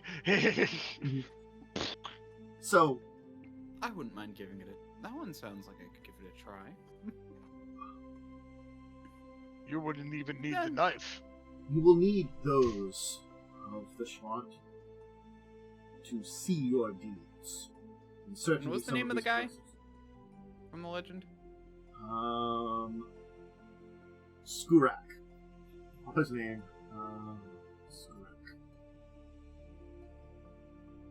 Well, maybe I can send with you 4 bone slaves to accompany you. They are brave, but they must not truly interfere with what you do. They're witness to it. Oh, I It's think a better way of showing your legend. The last one is probably better left as a last resort. I think the other ones sound much more accomplishable. I think less starting dangerous. with Krojan. Much less, yeah. And what was it called, like Bond Brothers, or what was it called again? What well, Krojan, you'd probably want to go take the trial totem and.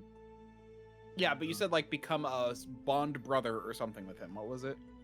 Nal Harest, an honorary sibling, is what that Yeah, is. honorary sibling. That's what it. Yeah, Nal Harest.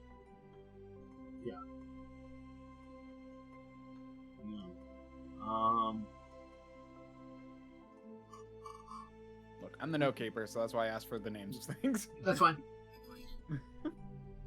Basically, you could theoretically work on the one while doing the other for that one. Yeah. And then the other is going to your people to talk to them, or to go to basically Thessalonian ruins.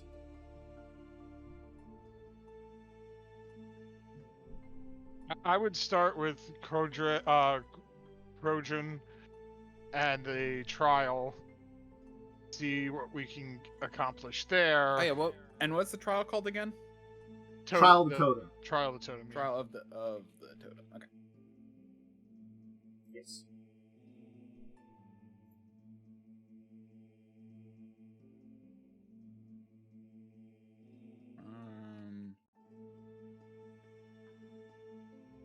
Yes, I think.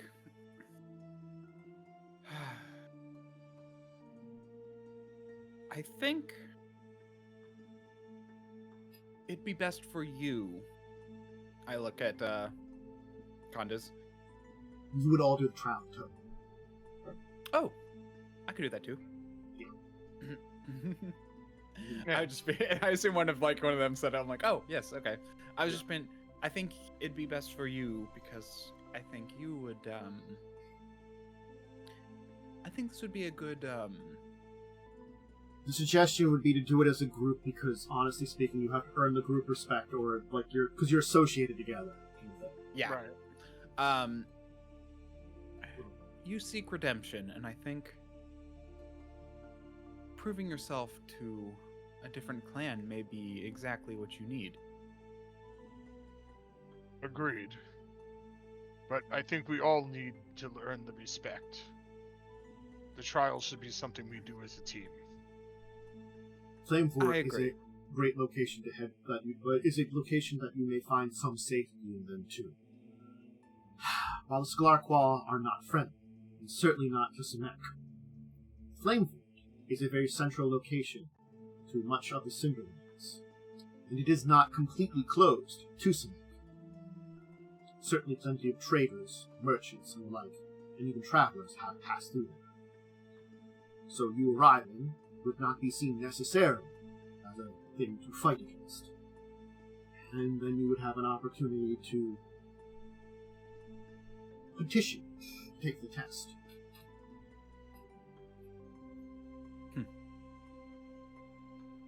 And if we can talk to Trojan while there, he might be able to help us be able to take the test. Not, help us with the test, but to be accepted to take it.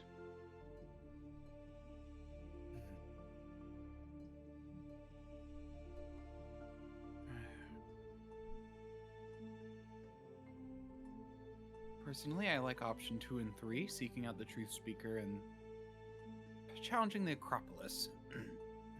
I think I would like to prove myself, seeing as how I didn't fare too well the one other time I stepped foot in a ruin.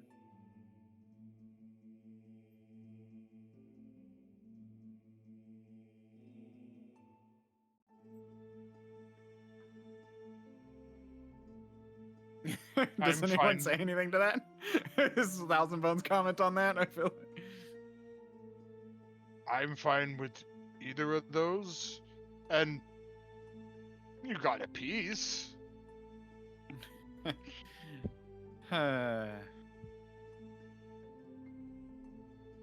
Zardris, Tavel, do either of you have any thought as to what you think would be the best way forward? I will follow your lead. Very well. I thought I'd at least ask for input. I'm sorry that this is very difficult, and that you must go out of your way to do something like this. Certainly, I would have hoped that it would have been easy to find this information, which may assist you in defeating this great evil. But alas, centuries of bloodshed have made that difficult. you mentioned you've at least heard of the name Kazavan. Spoken as an ancient and terrible spirit. Though no stories related to it. None other than its curse of its name brings about its evil. Though since it sounds as if its evil has returned regardless, I am willing to take the risk. They'll kind of give a smirk on that one. Agreed. Perhaps laying such a curse to rest would be good. From what I heard, parts were scattered. I'm worried what might exist of other pieces.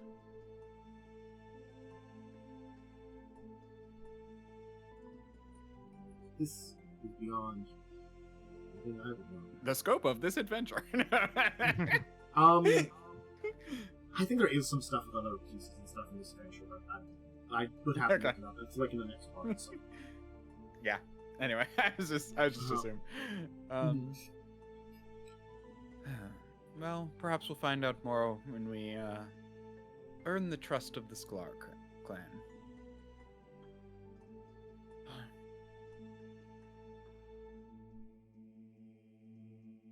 Agreed. Well, it looks like we have a plan.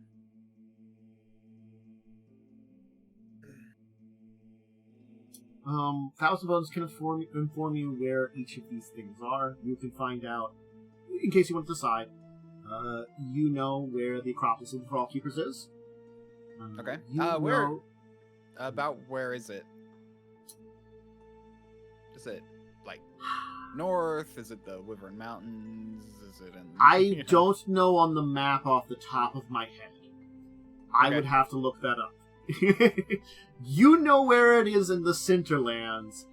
I don't know where it is in the Cinderlands right now. I can look it up if you are really interested in exactly where it is on the map.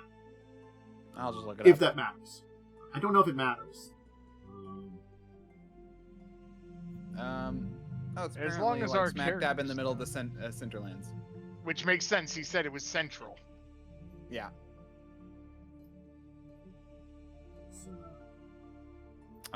Actually, well, it's a little bit closer to the Wyvern Mountains, but yeah, it's basically east of Erglin.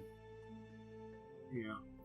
Because also, you would easily know where... it's basically halfway between Erglin and this Wyvern Mountains is basically where it you is. can find out what Flamefort is. If you wish to seek the Lirin Qua, you know that most of the Lirin Qua are camping during this season near an ancient Desnian temple called the House of the Moon. So honestly, your tribe might be there too. Oh, okay. Because, you know, this is kind of like the season where most of the Living Claw tribes assemble near this temple.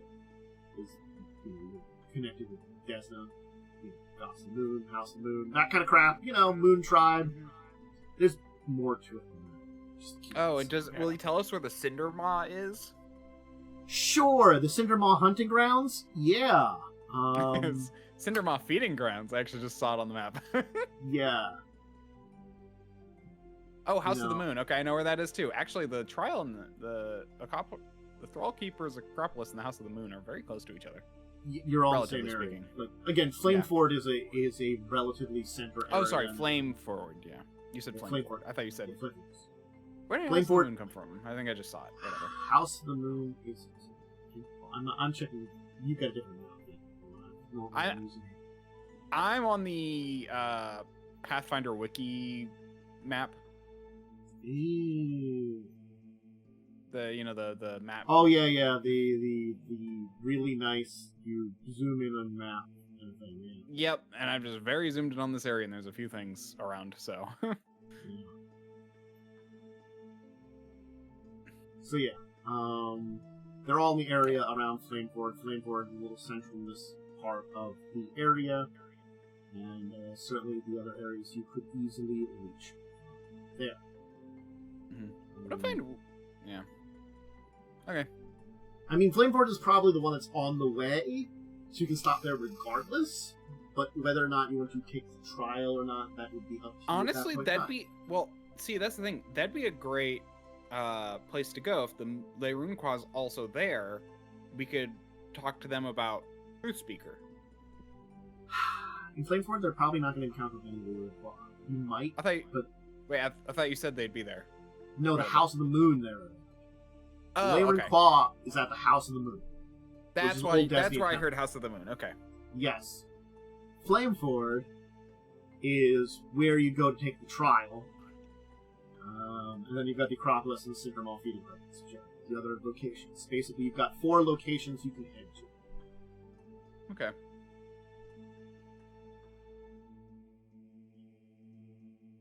You can choose them technically in any order or whatever, or you can skip some of them. Any of that's okay. You don't need to do everything.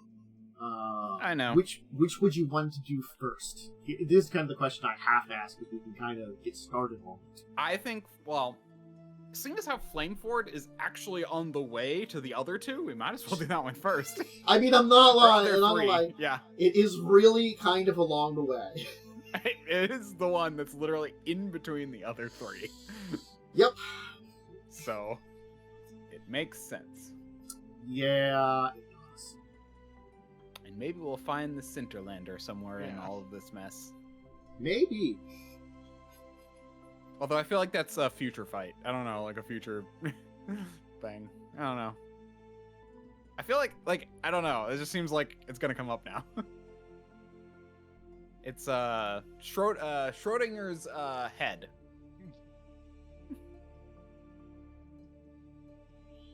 Anyway. So, you can head for Flameford. Okay. It is not necessarily a difficult journey. And though earning a proper audience with the Sun Shaman is probably going to be difficult, and you probably are not in a position to do that yet, it doesn't mean you can't arrive at them. Yeah.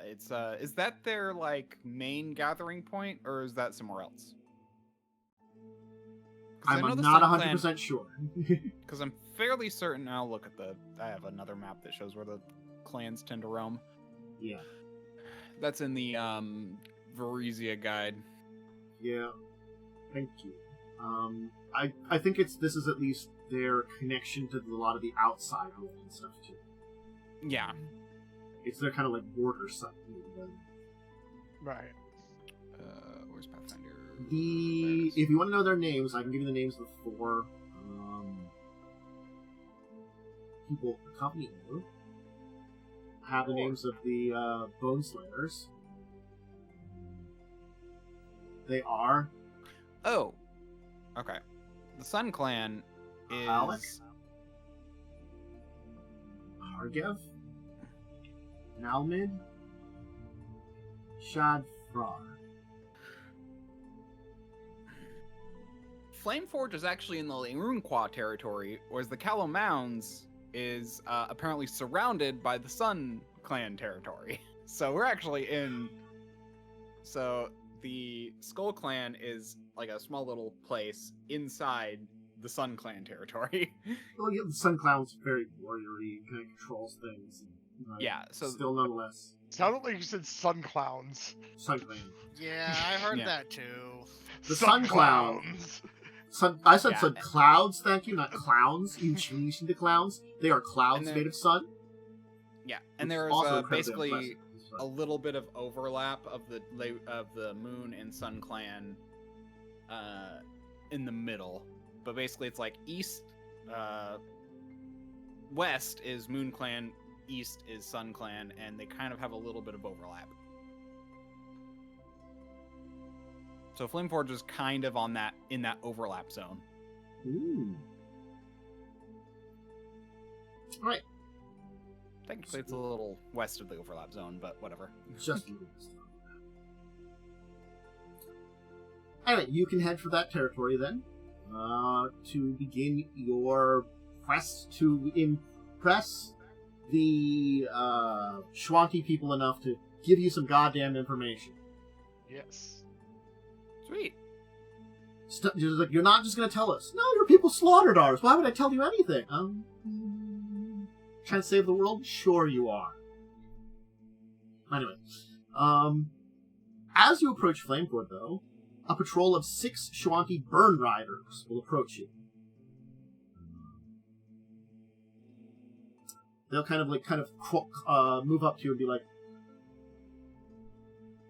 "These 4 people are they the ones traveling with the other with Logan? What? The 4 Shoanti names that you gave? I'll elect down to the bottom. Those are the 4 bone seekers. Oh, bone. Okay, so those are bone clan. Bone Slayer. The Bone Slayers that are Skunqua Bone Slayers that are basically they're there for someone Shoanti to observe what you do. Yeah, got it. Okay. You know, it's they're made to be.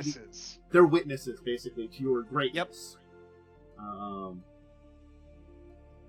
It's you can do things, but having witnesses helps a lot. Basically, is what the Thousand Bones like. You know, just take these people with you; it'll help. Yep. Okay. Anyway, so 6 Burn Riders will approach you. Semek, why do you travel into our territory? Whoa! Ah! That's... Hold on. Yeah, you... Mute. Thank you. Oh, gosh. Ow. Okay. That was surprising. Yeah. Lynn's microphone went berserk. Okay.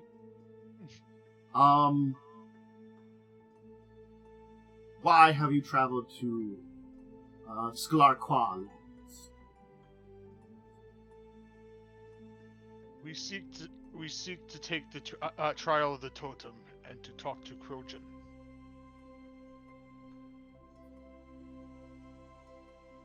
You would speak to gain Shoanti respect and shed the Samak status? Yes. Yes. They're gonna kind of look to each other and then all burst into laughter, like this hearty rolls of laughter, which they'll kind of stop as they kind of do notice that you've got Bone Slayers guiding you. And so, without sense motive, you get the sense that he's like, okay, you're trying, but really? You know, he understands you are serious about it, but he finds it I hilarious. cross my arms and like stare. Ah.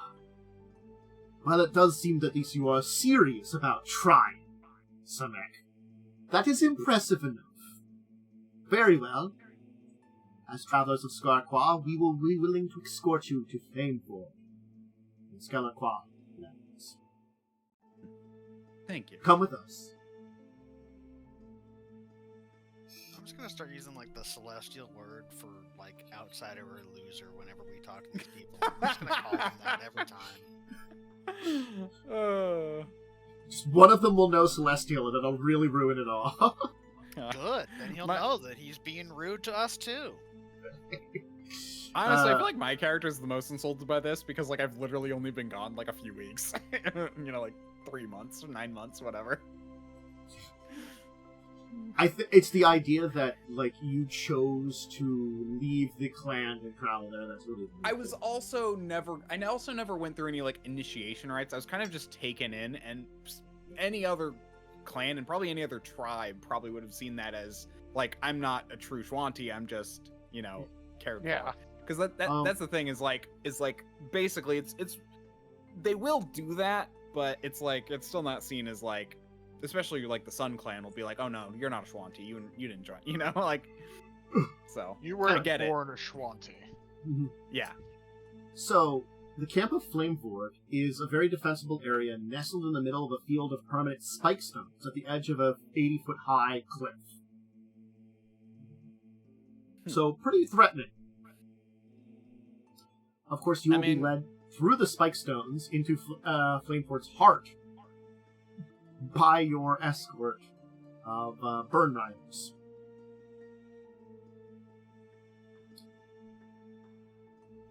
The entire camp will be out to sea what's going on as you are led to the War Council fire and bid to be seated. Of course, you can see that Krojan is in audience as well.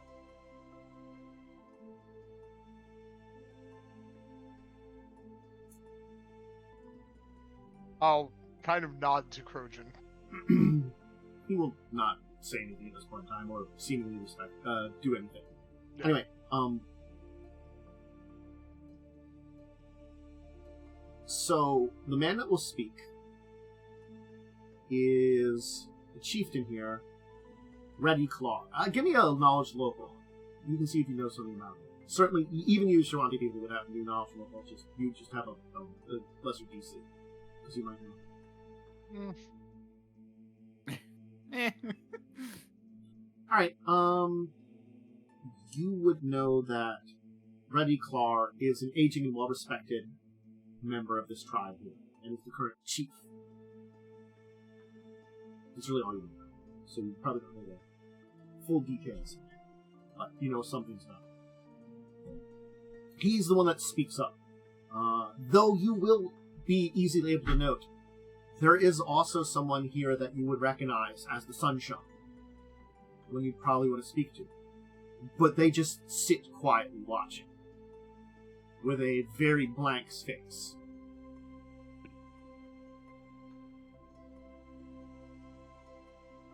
Why? Why have you dared enter Sklarquan? We seek to prove ourselves with Trial of the Totem.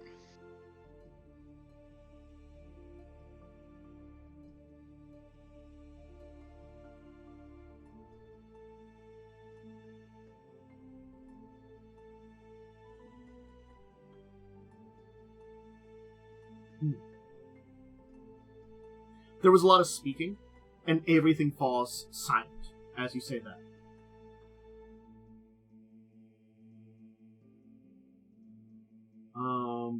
As you say that, the Sunshine will not speak, but will break the silence by putting their hand on the chieftain's shoulders and kind of indicating wordlessly that they should retreat to the tent to speak in private. The chieftain kind of turn towards you, and Ready Claw will go, I will return shortly. Remain here.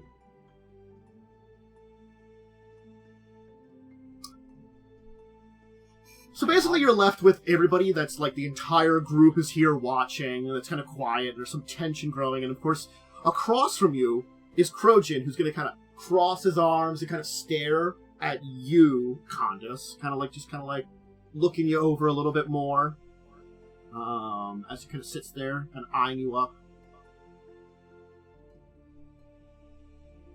He's just kind of like sitting there cross-armed, like, as everybody's just quiet, and there's just like tension in the air, just sitting here, just like this, everybody's staring, and it will be an entire hour of this. I will stand and, I'll stand there the whole time and just kind of just. Well, you were seated next to the fire. Oh, we were seated. Okay, I will. Yeah. I'm going to stare back at him. Yeah. Yeah. I'm just gonna remain. I'm gonna remain and just not like. You're basically sitting at the War Council fire. Yeah. So after an hour, as you're kind of doing this kind of staring patient. match, I thought I was Staring for some contest. Yeah. The chieftain and the shaman will return to the fire. Sunshine will speak up now. Stand before me, you five, and speak your names. I stand. Khandes, Elemental Claw. I stand up and say that. Adamant Heart. I'll stand up and say Zardris. Mm-hmm. I assume Ivona and Tavel will do the same. The Sun Shaman will then repeat each of your names in the same sequence that you gave, and then afterward, tersely announce that, kind of like, these five are permitted the opportunity to prove themselves to the Scholar Claw by enduring the trial of Totem. There is definitely a startle from the crowd there. That, like, they are definitely kind of like, what's going on? And Kyojin even too is kind of like, really? Kind of like gives you that like a very obvious look of really. And there does seem to be this like anger growing, and then Kyojin will lash out. He shouts, "This is a disrespectful thing. And this display that you have put on. I will not suffer this before." And he'll kind of like yell out, and then the Sun Shaman will kind of step up and kind of like stop him and be like, before it. It seems like definitely he's been eyeing you up and just doesn't feel like you're worthy enough to take this. He's going to storm off with a number of Burn Riders to basically, you assume, cool off. You'll see that the Sun Shaman will actually have this like kind of wry smile, having broken his, like anger and throwback, and he's kind of going off and like, that kid. And then the chieftain will kind of like look, just definitely has this look of like disappointment on Krojin. Kind of like, oh, God damn it, don't do that, So it's like, you did that. You just gotta try to embarrass yourself a look like that. The trial of the totem shall begin the next morning, just after dawn. Dismiss. You'll be given a guest yurt during your stay here in Flameful. Once we're in the yurt, I'm just going to turn to Ada. I take that as still he has pain in neck. Yeah, potentially. Perhaps we shouldn't have gone here first. We might have wanted to prove ourselves a little bit more before coming here. Oh well, too late now. No, I think showing them that we can do this will get us respect with this clan, and maybe give us a chance for Krojin to warm. Kill two birds with one stone. Perhaps.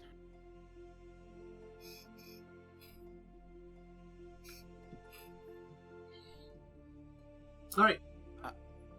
Should we... Is everyone going to need to be... Is it like a fight thing where everyone's going to need to be around, or...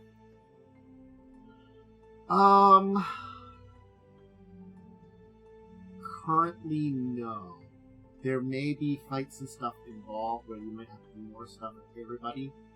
But we could probably begin the trial? There are different levels to the trial. Okay. So we can kind of start with the basics. Okay. Yeah. Good question, though. It was a very good question. So, it'll be an hour before dawn when you're awakened by the Sunshine, who you're asked to follow him, and he'll, along with a trio of Thundercallers, escort you through the spike stones in silence, and take you east across the Cinderlands in a 20-minute walk to a site known as Bolt Rock, a small mesa of spiritual significance to the Sungrim. A single ledge winds up the westernmost flat top area of Bolt Rock, a plateau that sits about 30 feet above the surrounding plain. There's a second ledge up to a second mesa, one that's about 40 feet above the ground. So, Sunshine will now explain the trial of the totems. Would-be Scholar, those that seek to join us, must erect fried clay pylons called sun totems atop Bolt Rock.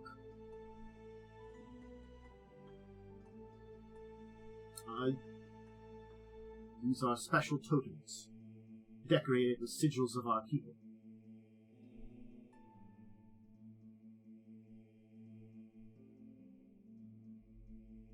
When they are not in use, they are stored in a place at the base of Bolt Rock.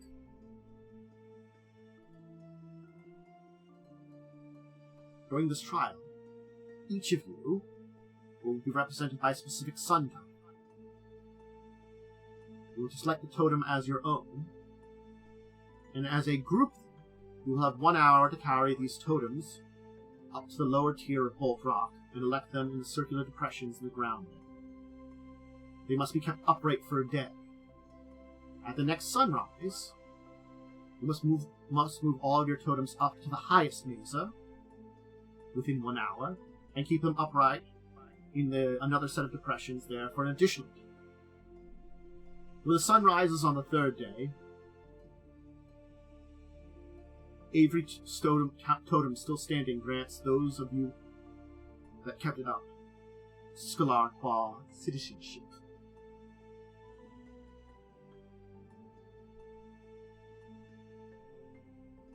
Understood. Understood.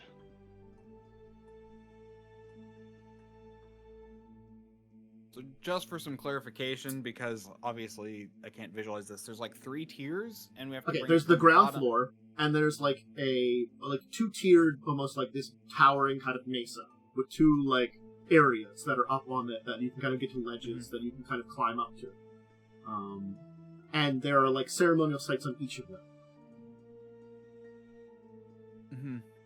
No food nor water will be provided, but you are welcome to provide your own.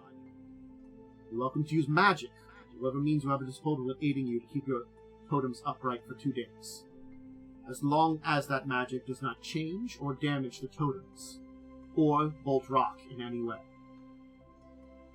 And many eyes will keep eastward for the next 2 days. And we each must take our own rock, or can we help each other? Each will choose your own. All must move. Does that mean we all can share in the movement? Your work as a group to get them up there. You each have your Okay. own personal that represents you, but you are free because you are doing it together to work together to bring them up. Okay. And he'll then leave you on your own as you have an hour to select your totems and carry them up. How big are Okay. these things? You know what's 10 really feet cool tall. about this is they give you Oh. like, hey, you can use magic for this, but it takes an hour to prepare magic for this, so you can't use magic for it unless you knew ahead of time. Well, you can prepare it for the next day, because we have to... Basically, we have to keep it upright for the day, and then the next day we have to bring it up. So you can prepare it for the next one. I will tell you, each is approximately 500 pounds. Okay. Oh, I can't carry that. If you have a strength of 10, you can barely manage to drag one of these. A 17 or higher can lift it off the ground and stagger around at a speed of 5 feet. Oh, I can lift it Okay. off the ground and stagger around with it easily. Yeah. So, I mean... If I... Let me see something. If I give myself... full strength And what can you do with And- the 24?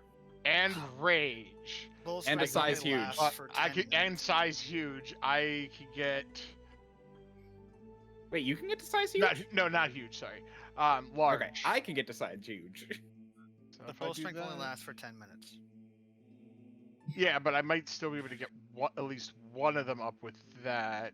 And if I rage, I could get up to a 29 strength. Rage would only be a few rounds, though. It's definitely going to take longer than that. Yeah. Well, it would be... At this level, I think I'm at 18 rounds. I do want gotta to say double check. that quadrupeds in this game do get like double the carrying capacity. They do. And I can go huge. So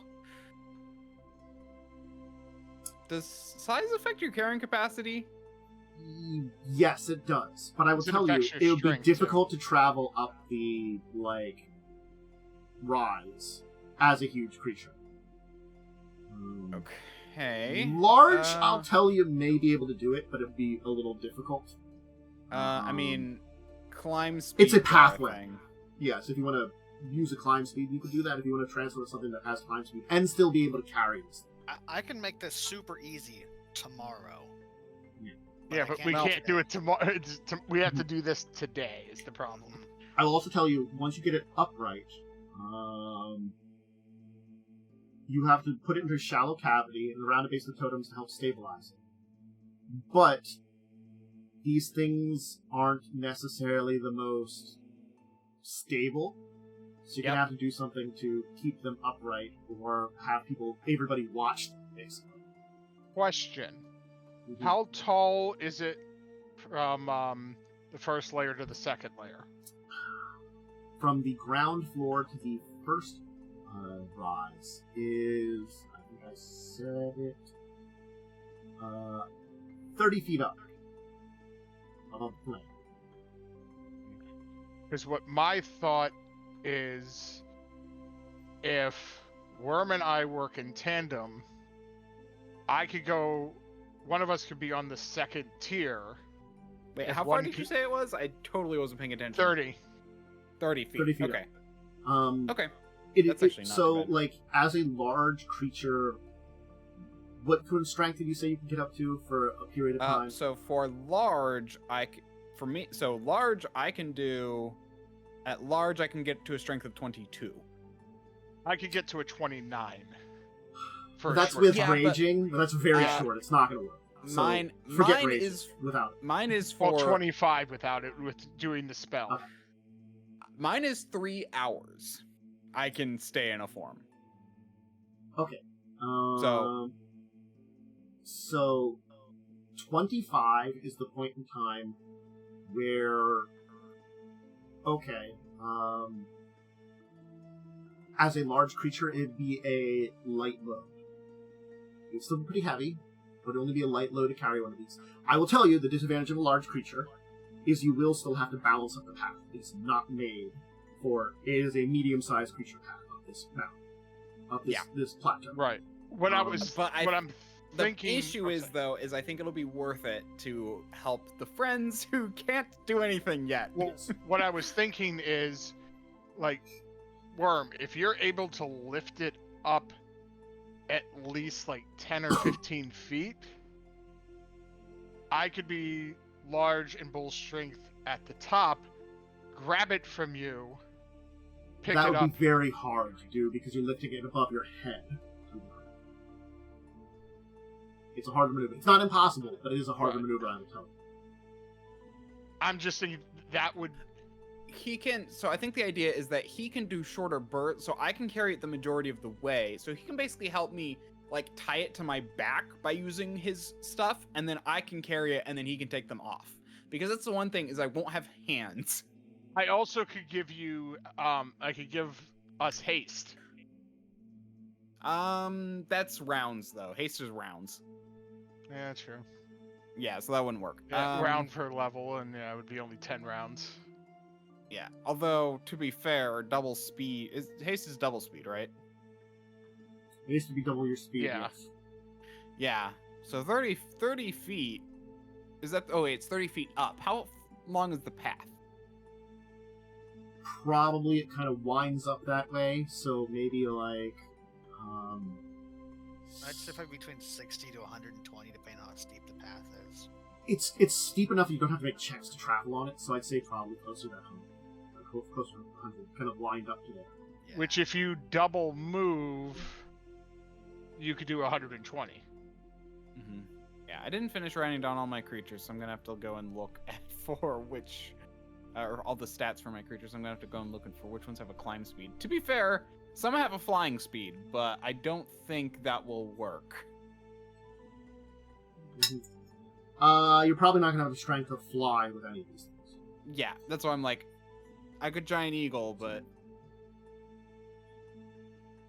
Giant Chameleon almost certainly has one, but I was thinking Giant Bear. Giant And I could do Dire Bull's... I could do Bull Strength 3 times. So I could have it for 30 minutes. So you said one of these things is a light load. For my 25. Yes, for the 25 as a large creature. It would be a medium load if you're not a large creature. Well, 20. How about 22 for a large creature? 22 for a large creature. It is a medium load. Okay, so that's basically I can do that as many times as needed. What was the check that makes it a medium load? What strength? 22. I'm fine. Don't worry A about large 22. Oh, it's large, not medium? Yeah. 22 means it would be a heavy load, but you can carry it. Okay, because I have 10 minutes of 22 strength I can do. Yeah. So I can actually do this. Because like 'Cause 17 I have that above, spell ready still. 17 above, you can kind of like do it very slow. Like 22 is the first point in time that you could actually carry this thing with a relatively normal speed. You're just at a heavy load, so you're still slower, but you're not like moving 5 feet around kind of Yeah, slow. because I have 10 minutes that I can be with 22 strength. Well, like I said, I could haste us. Okay, actually, dire It'll- things tend to lose Won't, their. you know, it won't be long, but it would be long enough for us to. Strangely enough, so if I don't do a climb speed, then that means I'd have to follow the path. But I could get a creature that's just very fast. And then it will like what? So medium load will decrease the speed by 10, or is it like a third? I don't know the rules for that. Medium speed I don't- decrease. Because I technically, I think it's just like minus. 10 feet with a heavy load or something. Yeah, Yeah. that's what I'm like saying is because like a heavy load is 10, like a If medium you're under and medium, heavy. You're reduced. You're reduced by 10 feet speed on medium or heavy load. It's just on a heavy load, you can't also run very fast. If you wanted to run. Oh yeah, you lose run. Okay, that makes sense. Also, your armor okay. check penalty and max dex bonus are terrible. If like you get into a fight with a kind of heavy weight. But like I said, I I could mean, also haste yes. us to counteract the speed lost. It's just a minus 10, and I can do creatures that can go up to like 50. So It's more for our wizard and possibly Yeah, no, that's a- Tavel. Again, if you can get this up quick enough within the hour, you can just help the other people out. yeah, that's Or what I was yeah. thinking. That's what. And once I'm you're all trying to up do. there, you can worry about raising them up. You know, Yeah, it's like getting them up there in the first place. We could have two of them also just stay up there, so once we get it up and in place, like two of them could just kind of keep an eye on making sure it doesn't topple. It will require a okay. strength check every 6 hours to keep it up. If you have someone, Oh, as long as thank there's someone God. watching.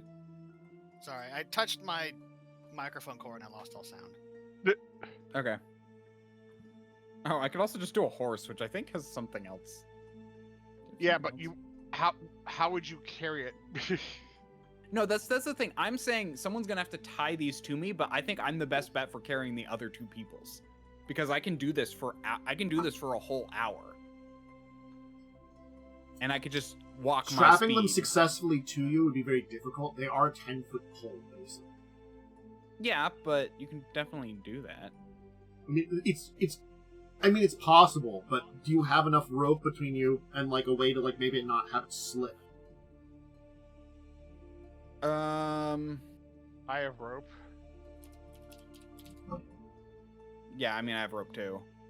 Because How's like that stretch when someone's cord? carrying it, they're probably lifting it like more vertically off the ground to carry it up here. Because you can't I really mean, I like, guess carry it like on its side because it would hit in the walls the and path stuff. is too narrow. Yeah. Like you could probably drag it up the path I behind think you. Probably not like Oh, that. yeah, 'cause we these could- are like holy items. I mean, it's technically an option.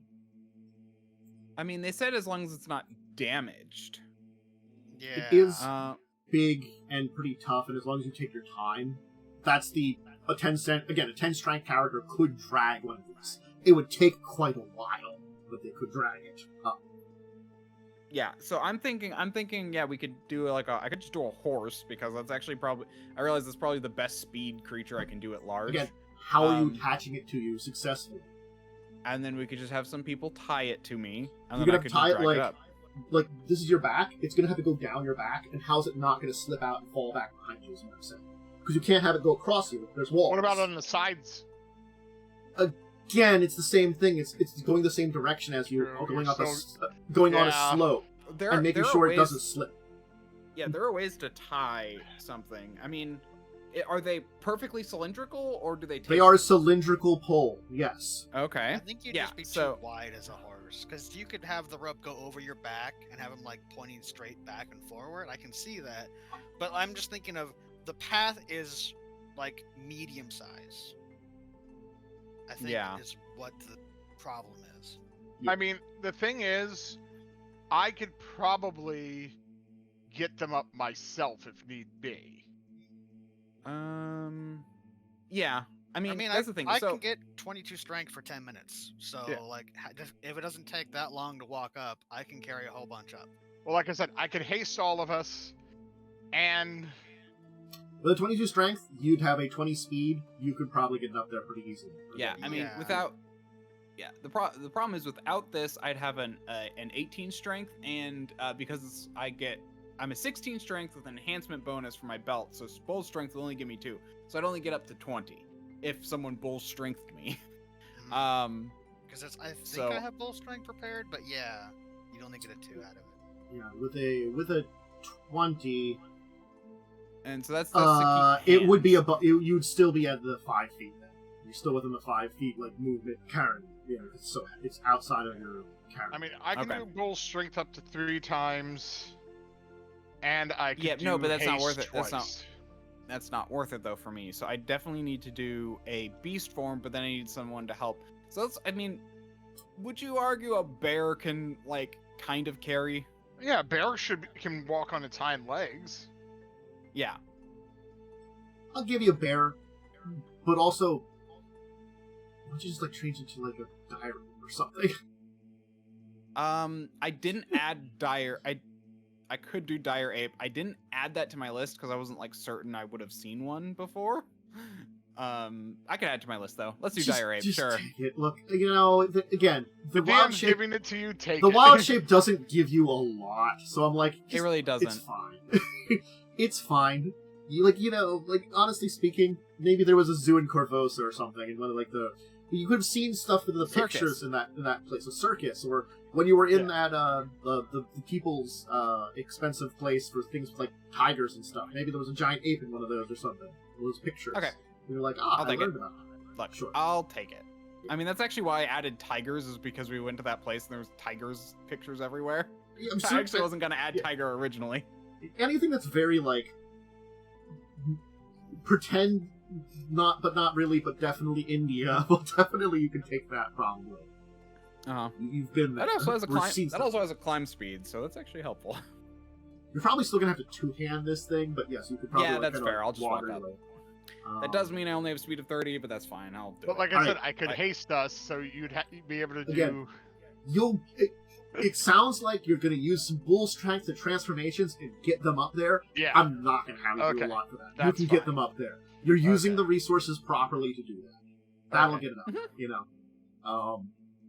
Again, honestly speaking, just Lightning saying, I bull strength and carry them up. You could have carried them on your own. Mine's not bull strength. Mine's mighty strength. It gives me a +8 to strength. Oh, yeah. With mighty strength. With you, you could have just brought them all up yourself, honestly, one at a time. It would have taken you probably 10 minutes. I mean, I probably could do it too. Yeah, between I can get a 25. Yeah. But I'm saying, without being you don't need necessarily so much strength. As long as it's a heavy load, you can just get it up there. And tomorrow I can give us all ant haul, so it'll be trivial. Yeah. Okay. So, once you get them up there, though, there's a shallow cavity that around the base of the totem can kind of go into to help stabilize it if you stand it up. But again, they aren't perfectly balanced, and you'll have to have someone watching after them. Unless you do something to stabilize it, as long as someone's there, they just have to make a DC 12 strength check every 6 hours. Question, are there any... Oh, sorry, go ahead. You can take a 10 on this check. Yeah, you know what? I'd take a 10 on the check, because that's a DC 12 for me. Yeah, I can take a 10 on the check, too. I can take a 10, that's too. But the question is, can the other 2 people take 10s? It's DC 12. I do not...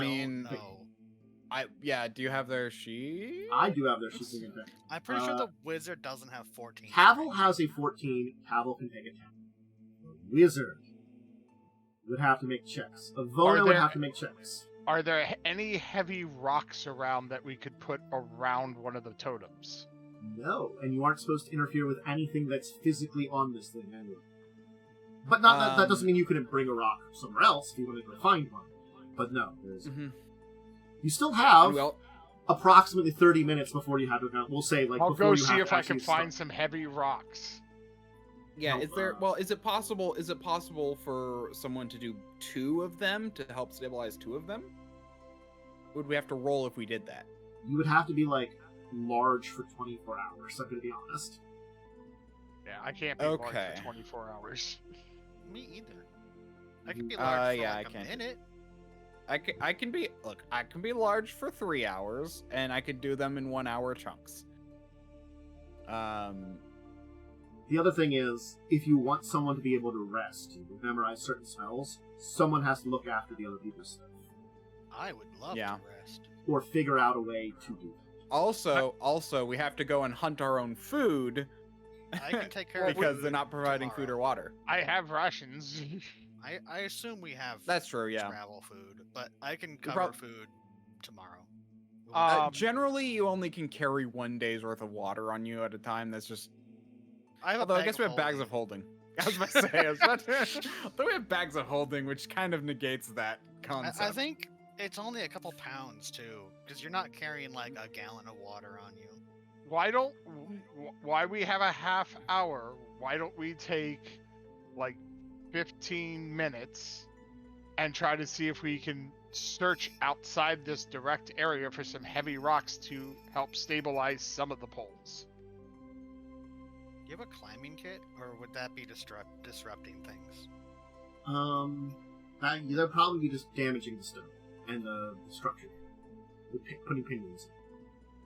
Yeah. I was thinking you could tie it to the, like, use 4 things in different corners and tie it up. Yeah, like that's so. If we want to go hunting for large stones, that's where I think a horse would be helpful.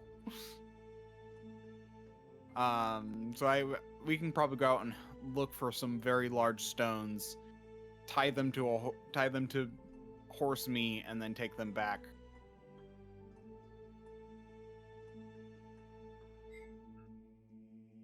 What kind of check do you want us to do? Survival, I guess? Survival sounds like a good check. I have a 4. I have a 7. I have a -1. Oh, I'll assist you in finding that some. works. Yep. I'll have you roll I first. do not assist, apparently. Okay. I got a 20. Alright, I'll say probably...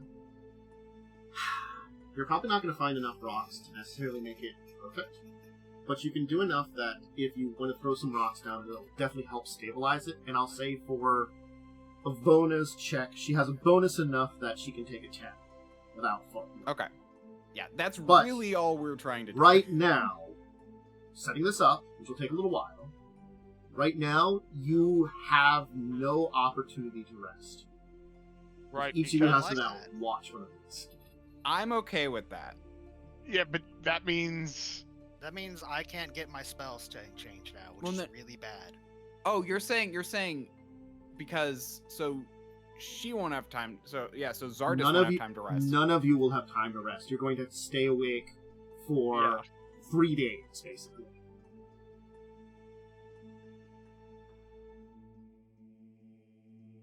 Why? I thought the point of this was because. Oh, okay. These things we can only fall find enough over. for one, and Zardris would need. Well, and that Ivona one can isn't rest. enough. Oh, and no. I'm saying that Oh, no, one it's not isn't enough to take a keep 10. it up. It's enough that Enough to- someone Take a taking a 10, 10. because that taking a 10 is I'm watching this and correcting it if it starts to wobble. Okay. Yeah. We also have to make checks to stay awake. There will be checks for exhaustion. Yes. I mean, I feel like that's the whole point of this. I'm going to save my other. So I've used 2 transformations. I'm gonna have to use 1 more to get up to the next layer. And then I should be good from there. We can get the rocks and the stones up to the next layer. And then we're good, right? We only have to do... So it's bring them up, held them for a day, bring them up, hold them for a day, right? Yes. Okay. and then bring him back down on the final one. Oh shit! Yeah.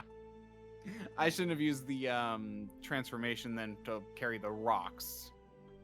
So can we say I didn't because I just missed that part? I mean, I could carry rocks. Yeah, you can carry rocks. Okay, but I mean, I would help you hunt for them at least. Yeah. And you could help carry some back. Yeah, I know. Okay. Okay, so that means okay, so that will work. We'll leave it here as you begin your basically quest. You've ensured none of you have to make your check for the DC 10 for now. Unless some of you start getting exhaustion, then things might change. Yep. Just Good. wonk off that spell. Hey, guess what? I can't do that tomorrow. Well, I can bull strength 2 more times still. Well, I was asking if it's possible, like if we make checks, can I like stabilize 2? Like if I instead of taking a 10, can I watch 2 to stabilize them? Let's see here. That's what I'm wondering because I would do that to allow Zardris to sleep. I could do that too. I would tell you, anybody that's doing that would have to make checks. And I would increase the DC. And you'd probably face more exhaustion. Because you'd be basically... Because the idea is you're on hand constantly to correct any kind of like wobble and stabilize. And doing that with 2 means you're drawing your attention between 2. Yeah. So I think what could happen is basically Khandes and I will watch 3 together. I think it's better for Zardris to get sleep. Because then they can get Ant Hall. At least the 1 day. They could change out their spells. I can technically prepare them multiple times. So which we'd want you to do. Mechanically, what I'm going to say is we're not going to worry about the first 12 hours. And why don't we start next time? We'll worry about checks for basically the other 12 hours for the first day. Because you have to have it up there for 24 hours. And that 12 hours will basically be this is Zardris resting and preparing spells for the next day for something. Yep. So we'll... Zardris, you're the only one that won't face exhaustion. Congratulations. Whoa. Now there is a couple of other elements we have to talk about, though, before we end here, which will be important to discuss. So... A windstorm comes through. No, it's summertime. So heat. It's hot out here. I have resistance to fire. So do and I. The 2 of you are technically fine. Tavel, Iona, and Ada, I do not think have that. So we figure out some have in the group. Hold on, in the group loot. Actually, how long does that last? Probably not long enough, actually. We have potions of fire resistance. Doesn't last very long. Indoor elements is what you want. I can technically prepare that. I don't know how long it lasts. 24 hours. Yeah, that's only, Is it okay. 24? Yeah, that's resist what fire I is thought, only but 30 I was gonna minutes. check because Pathfinder changes things from.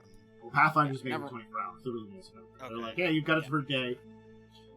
Look, I remember playing like druids and rangers and just being like, hey, I've prepared indoor elements and have it cast on me. No, I can also communally do it. At, Constantly? I mean, that's second level. I think that splits the hours. You might get enough hours. Yeah, I mean, I'll probably if it's a first level spell, I'll just it's a first level spell. I just prepared as a first level spell. Okay. My second level spells is Ant Hall, and third level spells is Great Food and Water. But yes, you would. There's definitely some checks. I'll make sure to prepare all the checks. I'm going to assume because you have a bag of holding / handy haversack, we're not going to worry about 3 days without food or water. You have a good amount of it. But I can also just make a crap ton of food. If you have some spells to create that stuff, then Create food and water, third level cleric spell. Hey, then you're fine And I on that. create like 6 days worth of food or something with one cast. Yeah, and then we could shove that, into the handy haversack or bag of holding, and then use that for the rest. So yeah, that is I have one to of those. cast Purify Food and Drink after 24 hours, but yeah, it's fine after that. those are perfectly acceptable spells for this trial, including like Endure. They like say like if people want to cast Endure Elements, that's fine. And I'm like, yeah, it probably does. It's like the middle of summer now. Yeah, I have This adventure. fire resistance. This adventure started in spring. Remember, it's been a few months. We've hit Yep. summer. Oh, yeah, okay, wait. I've They- been they thinking act- it's been like 9 months. It's only been like 4? Yeah, it's only really been 4 months. Well, we assume like there like a lot of stuff has happened anyway too. Blocking takes Yeah. a long time too. Yeah, but still, anyway. Yeah, so spring to summer, yeah, it's only like 4 months. Okay, so I've not even been away for like You half could a have left year. early spring or maybe late summer now or something like that too. Like, Yeah. So you might be gone half a year. Mm. Again, like also like because you didn't really take all the full trials and stuff. You weren't like No, I didn't. No, I would, like, according to the Sun Clan, I would not be a tribe member. no. I 100% Your agree your with that. clan might be a little accepting, but still would be like, why'd you go out over there? We told you not to. You know, you should have stayed with us. That kind of thing. Yeah, I mean, I think my tribe is accepting. The clan itself is fine. They're, like, not shunning, but they're also not, like, gonna say I'm part of that, you know? But, Yeah. Anyway. You were on your way to become one of them, then you left and became an outsider. basically, Yeah. I think is what... Yeah, that's a good way of putting it, actually. The I have one other thing that could be kind of useful. Mm. I do have Feather Fall. Can it work on objects? Yes, Oh! that's That's what I was good. just looking over.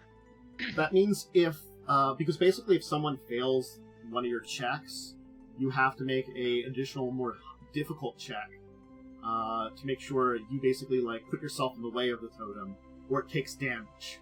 And it's And- only a level 1 spell from me, which I'm not using Now, any of my other Again, level also 1 the good thing spells, is so- this thing I'm gonna tell you this thing could probably fall over like once or twice without breaking, but after that because it can be damaged as long as it's not broken, basically is where you're at with it. Yeah. So that's But good. You and can have Feather those Fall's immediate ready. action.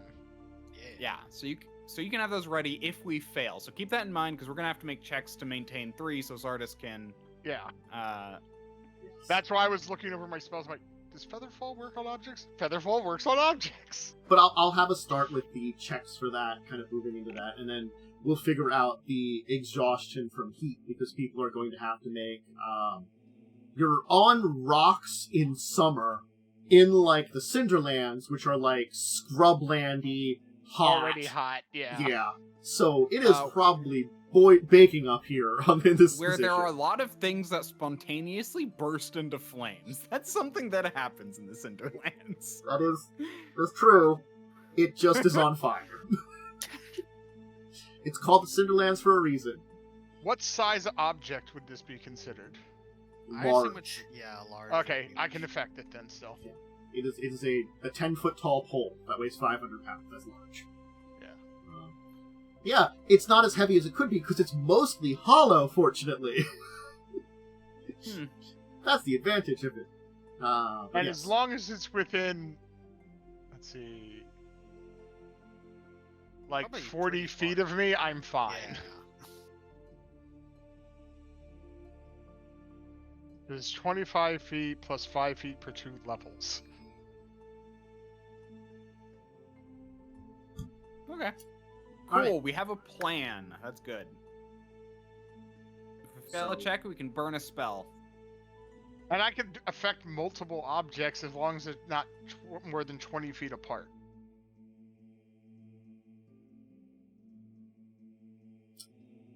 All right. So depending on how far apart these poles are, if 2 fail that are near each other, I might be able to Featherfall 2.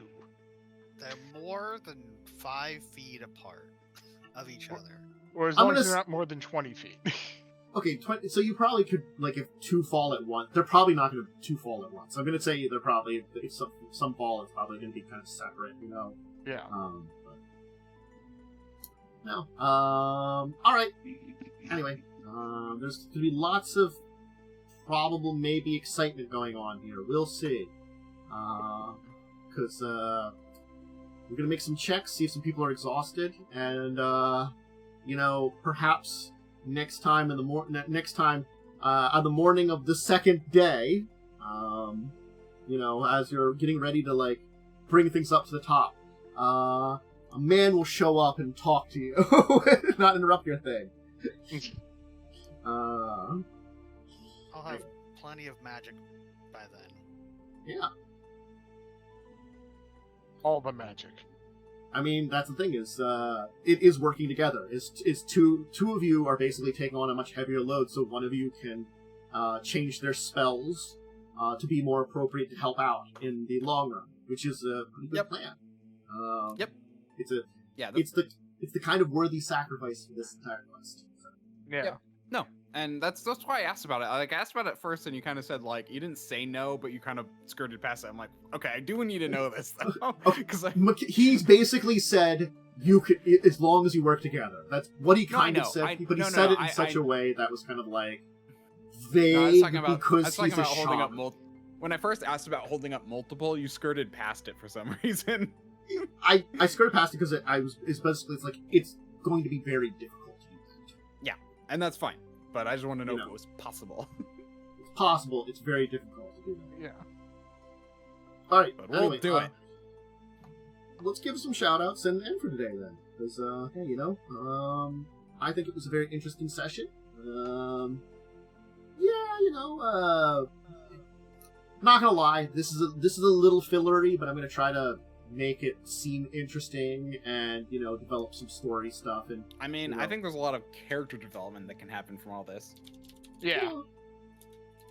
At least two of you can get some character development. Maybe, if I can kick and scream, I can drive. If they don't want to kick and scream, I can drag Zardris and Ivona into some character development too. No kicking and screaming, and you can get it too. I don't think Tavel needs to develop their character. They've got good enough. My character is perfect in every way. I mean, you're not Tavel. You're close enough. Alright. Joe, do you have anything to shout out? Nah. That's true. Lightning? I don't know. I ate too much food. Was it delicious food, at least? It was okay. I put some sweet and sour sauce on it, and I made it a lot better. Ooh. Oh. I think we lost Tavel. Yeah, Tavel probably went to bed. They're perfect in every way. Look, I assume with the entire thing that happened, the loud noises, that we were going to lose Lynn. No, well, I mean, she's still here. She just says she's afraid to unmute because is what she said. She might have also just left. So yeah. We're ending, so Yeah, we're ending. Yep. We're all off kilter. Your shout-outs. I'm Diamondworm. You can find me on twitch.tv/Diamondworm or at Diamondworm on Twitter. Our next stream is probably Friday at 7:30 p.m. PDT. Friday. Yeah. Cool. I'm over in I think, whose section am I over in? Is that Khandes' section? Yeah, you're Khandes. You're Khandes now. I have become the Khandes. I'm Tavel. Myself, Dracovin. I'm here most days of the week. Make sure to check out all my streams and stuff like that. Tabletop stuff is, of course, this show every Wednesday is at 9 p.m. Discussing tabletop at 6 p.m. on Saturdays, where we talk about news of the week and more. Some discussion stuff where I dive into tabletop topics on Tuesdays, Thursdays, Fridays, Saturdays is a backup day. So tomorrow we'll do some Pathfinder topics, and then I do some game streams. If you want to check out social media, just go to Twitter on the twitter.com link below. And that's about it. So everybody out there, I hope you enjoyed the show. It was a fun one. Interesting kind of stuff going on there. I liked we got to that point in time where it was good. Everybody doing like problem solving for how we're gonna get these totems up there. There was some overthinking of it, but I liked it because I'm like, if you still have an hour, and if you get your speed to not 5 feet, you're gonna get it done quickly. Yeah, I had to look up the entire list of cleric spells. Yeah, like when you're giving me like, I'm not putting them all on my list. Yeah, when you give me the information of my strength is much more than they put in the book, I have to look it up, and I'm like, yeah, you're fine. They give me the weight of these things. All right, everybody. Until next week, or when any of us do anything, join us for. Bye for now. Bye.